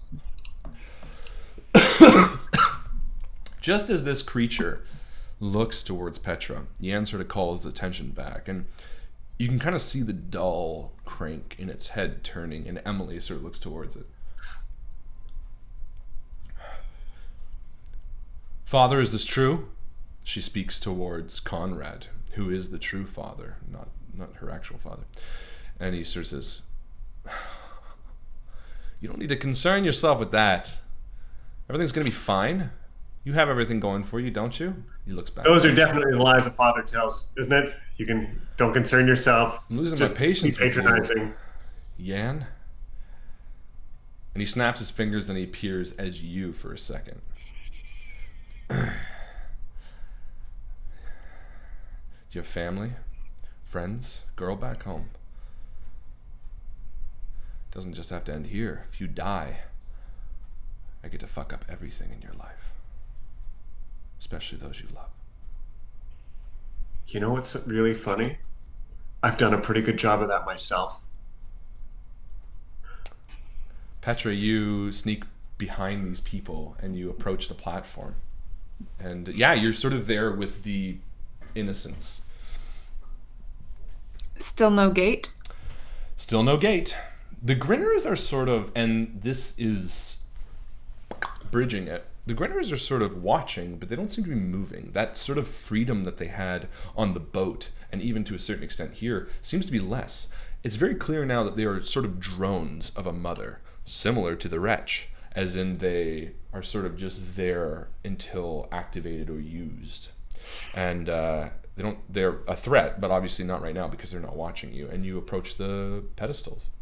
Yeah, she gets Sammy's attention very discreetly by tapping him on the calf. Jesus fuck. What are you doing here? What is that thing? Did you see it? What? What? Oh no. What? Oh no. Cedric is sitting back. I didn't hear you for a moment. Am I still here? What did you say? Can you hear me? Can you I hear me got now? your back. Can you hear me now? Sammy, is that you? Am I here? You're here now. Oh, weird. Yeah, he turns to me and he's like, Jesus, what are you doing? Did you see that fucking thing? That was the guy. That's the guy you turned in. I understand everything. Just be quiet. I have to get away right now. Okay. Come with me. Okay. And he starts heading towards you. Give me a stealth roll. Another one? Well, where are you heading to? I'm assuming Away forever. Yeah. We're running. back out the way you came. Yeah. Anna, Yeah. do you have one of those spells ready? Hold person, or what was the other one? Yeah, I can hold a person, but I don't know if that will work on him. Do you want me to try? No, not yet. Not yet. Just have it ready. Yeah, it's ready. I say as I palm the last grenade. And the large hulking creature is walking towards Conrad, who's sort of turning around. And he's like, this is a stupid fight to get into, Emily. And she's like, is the world really going to end? When this thing happens? Is that really your end game here? And he sort of turns around and he's like, look, I am only he who acts for Azathoth and many other great old ones. I'm only here to do what they need to do. I don't have a choice in this, and frankly, I kind of want it. Sometimes it's nice to see a little bit of madness. Did you succeed at your stealth roll? I didn't roll it. Give me your stealth roll, because now he's turning around. I was hoping you were just Sneaky. gonna forget about it. No. Oh, fuck yeah. Yeah, he doesn't see you, and he's like distracted by her, and he's like, listen, there's no need to get hoity about this. And let's see if they get hoity about this. Hoity. Hoity, Can we hoity. spend an XP to give you a disadvantage? Yeah, can we? Can I interfere? You or can help? interfere, of course. I want hoity to happen. So. Sure. How are you going to interfere? I think there's a moment of just like, he needs you. If he could do this himself, he'd have done it. But he's actually weak. Look at how weak he is, that he needs you and he needs me. He's a bit annoyed by that, actually, for the first time at you, and he looks at you with slitted eyes. And luckily he looks back at, well, maybe not luckily, let's see. Mm-hmm. Why would you bring it up that he needs a little boy, specifically the one I'm Because I trying wasn't thinking about it very clearly. Oh no. Give me a contested roll. Give me a charm roll. Let's see if this does Oh anything. boy. I'm throwing an XP at this one too. Yeah, you should. Oh, that. Hey, my charm is 65, so that's a success. Ooh. He like Pretty looks good, at you just like Wait. briefly, and he's like, Is it 80? Wait, That's 58. 58 or 59? Yes. Wouldn't no, it be 58 or 90? 98. 58 or 98 is how I'm reading that. I should have put another. Okay. either way, he sort of looks at you and then looks back towards the large thing, like letting you go with this like last warning. And he walks towards the large creature. And Emily sort of walks up beside and says, listen, if this world is going to end, we're not in anymore. Do you understand? You've helped us in the past, yes, but... And Conrad sort of smiles again. He's like, look. All right. And you don't even see what happens, really. You just... The blood sort of paints the wall as a large tentacle sort of rips out from his back and slices both of them in half on like a diagonal. Oh, no. Emily and the large man just slice straight through, and that tentacle goes right back into him as the two fall over. Just I didn't actually really need them anymore anyway. And he turns back towards you, yeah, and he says, see, the obelisk is here, Sammy is here, and let's see if he just looks towards Sammy. Let's see how lucky you really are. No, he looks for Sammy. With a one. Fuck. Well, And he turns and he sees and he's like, Petra's holding Sammy's hand and we're both like slowly trudging Does he away. see Sammy or just see that Sammy's missing? he sees Sammy with a one. And it's not even a big room either. And he's like, and he sort of just lets his arms go loose. And from his back, these tentacles sort of slide out, and it sort of lifts his body, sort of like Dr. Octopus, and he begins walking across the ground towards you, over the survivors, the victims, and he just walks over to you, Petra, and like brings all of his tentacles back in and stands before you and Sammy. As he approaches us, as he crosses the platform towards us, all of the blood leaves Petra's face. She looks over at Cedric and then looks at Sammy and then oh, go ahead. pulls out her gun and shoots Sammy in the head. The shot echoes through the cavern. For a moment before you fire, Sammy sort of looks at you like cautiously for a second, and almost thinking that you've protected him, that the shot maybe didn't go towards him. He looks hopeful for a split second before you place the barrel in his forehead. And as the shot rings out and Sammy falls lifelessly from your arms into the black water, the blood starts sort of just spreading out, blooming like a halo, and the smoking scent of gunpowder fills your nostrils as Conrad stops and the tentacles absorb back into him by his feet. And everyone is silent. Dr. Cunningham, Claudia Morton, all of them standing in the survivors area are looking at you. Cedric locks eyes with you from across the hall. Jan is just standing there next to the two dead bodies. And Petra, roll sanity. Petra holds the corpse of this little boy to her chest.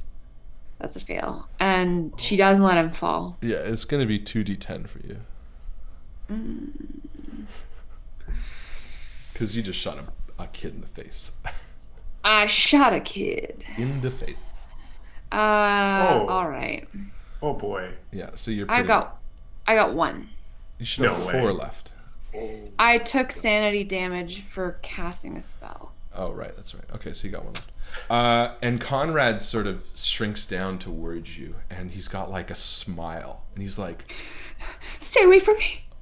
Stay away from me. holy fuck. That was insane. Hey. And he walks up towards you, and he like puts his hands out towards you, and you can feel the tentacles coming from behind him, and they're sort of wrapping around you and like soothing you and like running along your back. She's trying to like whip them with the gun to keep them away from Yeah, her. and it's like so fruitless. You're just like sort of whipping it away, and he's just like, it's okay. That was amazing. That was I'm going to, inspired. as he's like getting in close and she's trying to bat these tentacles away, Cedric's going to run from the channels, or the run from the tunnel, Yeah. and try to tackle him Okay. over the Yes. edge Give me a tackle. into the pits below. Ah! Yeah. Give me a dexterity roll. Dexterity, fighting. Give me a fighting. I mean, it's not really going to matter because he's a god. But let's see what happens. If it's a 1, it'll matter. I appreciate the XP. backup. It is a success. Just a regular success. You know what? I'll say at the very least it helps get him off Petra. Beyond that, basically what happens is you run towards him. And yeah, I'm going to say you tackle him into the water, onto the body of Sammy. Tell me what happens. And how it Oh, looks. how far is the drop? Not far. You're like right next to the water. Oh, fuck. I was Yeah. picturing like a... No, it's like sort of like a sandy shore. It's like a couple of feet. Yeah. I was picturing like 100 feet. Like, No, but give me that anyway. Yeah, so... oh, wow, that was a lot shallower than I expected. And he's shocked for a second, but I think that as I tackle him, I kind of hold back a bit as I see him smile faintly as I tackle him into the water Yeah, he kind of lets you. and begin brawling him. Yeah, and you're sort of like swinging at him, and basically what happens is you push him off Petra. And Cedric, you go diving into the water with him. And the minute you touch the black water, the surface is all but lost towards you. You see under the water for a moment as you're holding Conrad, who's just smiling. No bubble is leaving his lips. And you look up towards the long stone pillar that supports the obelisk on the top of it. And as you sink in the water next to the body of Sammy, you see him smiling. But beyond him, you see the bottom of this lake, or at least the perceived bottom. It seems to go on endlessly for miles, a millennia of distance beneath you, a green lightning-esque light that crackles deep within the dark. It's miles down and seems ancient, and it waits for you. And as you sink lower and lower, your wrestling sort of becomes more and more fruitless. Give me a sanity roll. It's give Sure. me sanity roll. It's not really gonna matter, but Why not? I'll tell that's you a why. fail. Because what happens is you see through that smile, you see Neuralathotep's true face as Conrad, the man you're holding, and this creature appears, the crawling chaos appears in the darkness as you are holding him, and it is 1d10 success, 1d100 failure. So you can roll a 1d100 and take that much sanity. But let's do it anyway. Let's see how much sanity you take. 1d100. Yeah. Okay. Am I rolling? Yeah. That'll go great for you. All right. Here we go. 92. Oh, Yeah, so you take 92 sanity as you watch this face explode before you, and tell us how Cedric basically dies.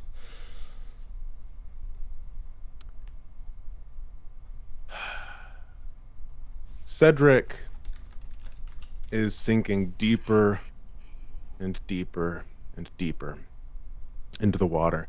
And he's surprised that his life flashes before his eyes.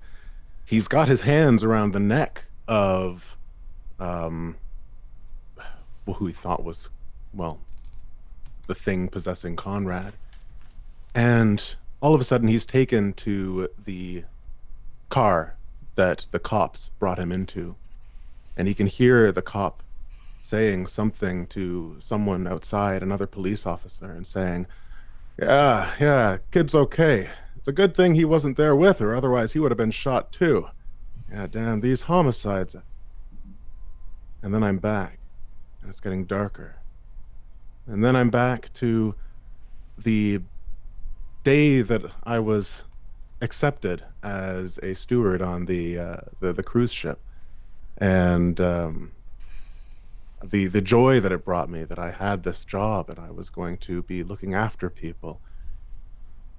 And then I remember Vic Tanetta as he stood at the piano with the pianist sitting there weeping, and how he took out his gun and held it against the man's head and fired it.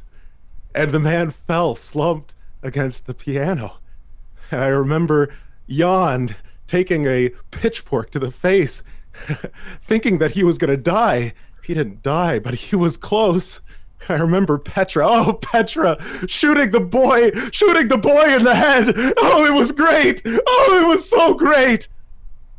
As everything goes black around me.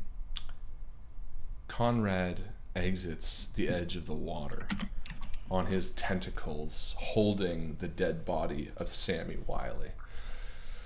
His tentacles reach him high above the platform, and he lowers once again. Yeah, and you're standing watching this, Petra. You're sort of coping with whatever you've just seen at the edge of the water, and he reaches elongated fingers over Sammy's head, and after a second you see Sammy breathe again. And Conrad smiles towards Yan and you, Petra, and then walks back towards the water and lays him out flat. And almost softly he reaches down towards the boy and strokes his hair, and you can see him mutter something. And the boy opens his eyes through the hole in his skull, and he says, "Blackstone." And Conrad says, "Thank you." And he lets the boy go, and he floats down. And he stands back up at the platform. And he nods towards you, Yan, and he nods towards you, Petra, and snaps his fingers. And he says, "I'll be right back." And Petra, you see something open behind him on the pedestal. A large gateway.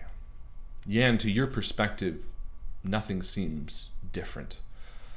Well, no, actually, I guess it would affect all of you. So, Yan, you also see this gateway open behind him. It's revealed to all of you. And as he turns to enter it, Anna steps out and calls to her father, despite knowing it's not him. And she says, "Conrad!" And he sort of stops and turns. And she extends her hands, and for a moment, he sort of freezes. He's like, that was foolish. But for a moment, he's actually stuck. Yan and Petra, you have an action to move. Yan's going to look back towards Petra and sort of like extend a hand, like motion for her to come up next to him and like make eyes towards the gateway that they got to go through it and find this stone.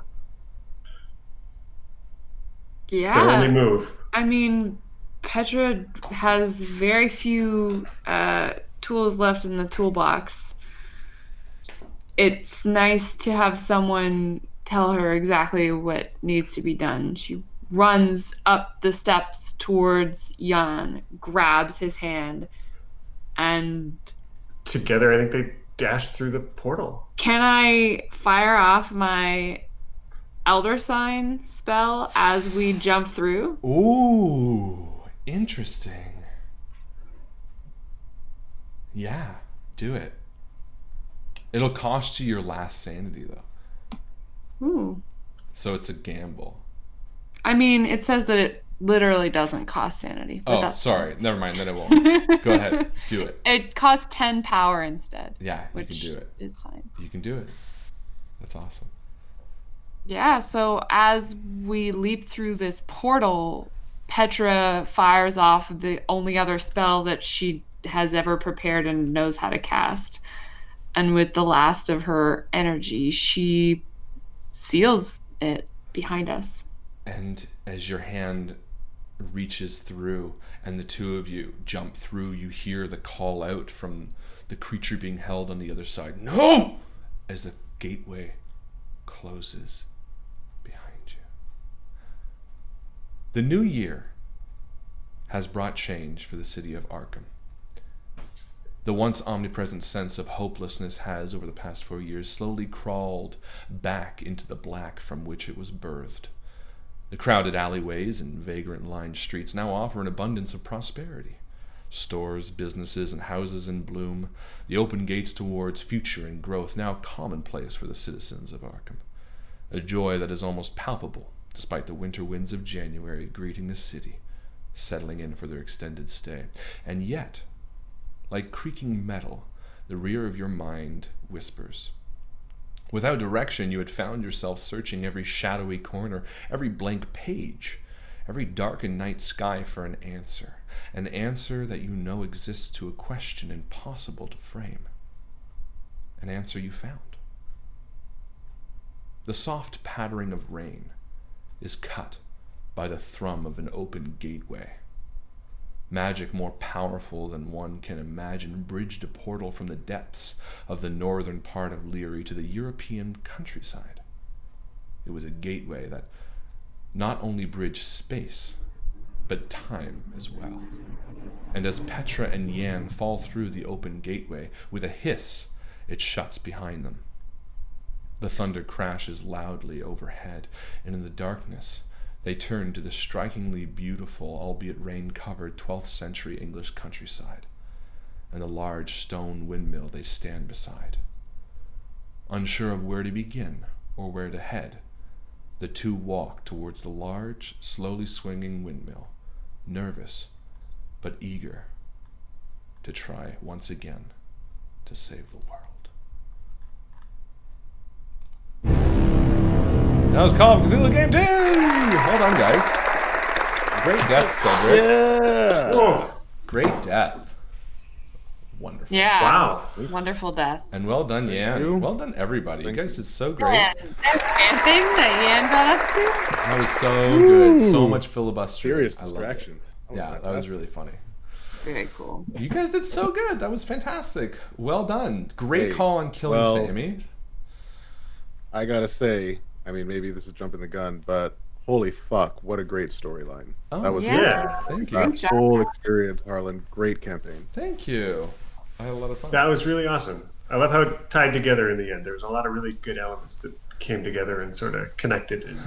Yeah, well, I'm really excited because a lot of what this was doing was kind of playing up a few different creatures of the mythos. Obviously, Azathoth is a big bad, but one of the most important big bads of this campaign was, however you say his name, Is it Nyarlathotep? Nyarlathotep. That's probably it. Nyarlathotep. Emotep? Yeah, who is the basically skin-changing voice of the outer gods. Someone who's created a lot of creatures in this. But, I sort of wanted to have a big bad campaign, and that's going to be a little campaign that we're going to do called Blackstone, which takes place in the 12th century. It's going to be a medieval Call of Cthulhu using D&D 5e. It's going to be really fun, combat heavy, and it's going to be about the search for Blackstone. And now it's going to have 2 characters from the future in it, which is going to be really interesting. How crazy is that going to be? Some fucking futuristic campaign, some futuristic 1920s guys in like 12th century medieval England. They're definitely very sane and will be very fine.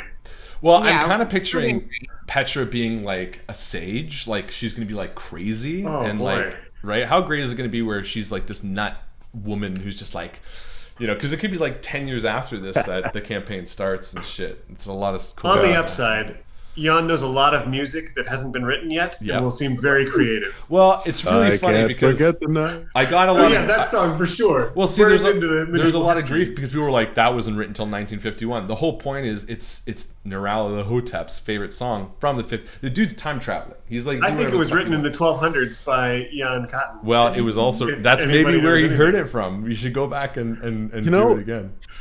That's really interesting, actually, because I was going to bring up the whole Latin for Corvinae, Yeah.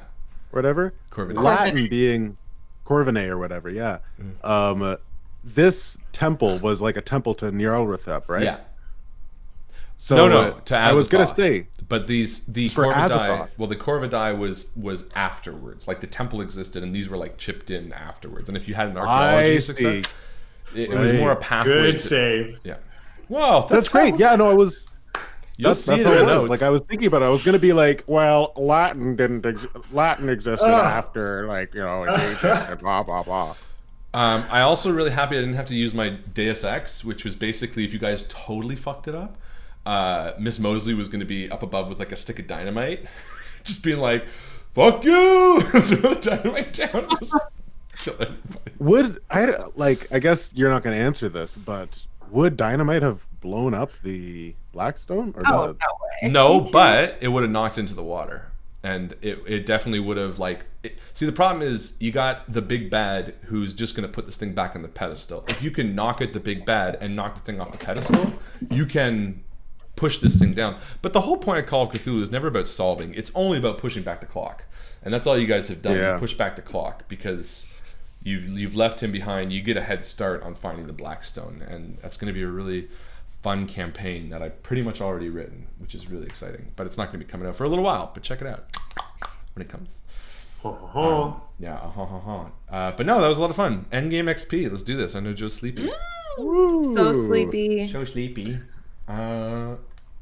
Jessica joined the stream for the first time tonight. Jessica Orrit. Orrit. That's what I was thinking. Yeah, you want to give it to Jessica? Let's do it. Let's do it. Let's do it. Let's do it. I don't have my clappers, but What happened? I What can happened to your clap. eyes, Joe? Yeah. I un-eyeballed myself. oh wow, you look normal. Roll for sanity. Yeah, Roll you're for crazy. sanity. Yeah, my eyes are hurting, so I was like, get these out of here. Well, that's fair. 10 games, they did it. Yeah, they survived. Well, that is it, ladies and gentlemen. This was the end of Call of Cthulhu. I had a great time. I hope you guys did too. And I'll be answering questions in the lobby for anyone who's curious about no, you'll get the campaign notes, but I can also answer questions if you're curious. Ladies and gentlemen, that's it from us. I think that is it. Thank you so much. Wow. Thank you all. Let's say It's this. been really fun. Let's say a big thank you to Rob for joining us.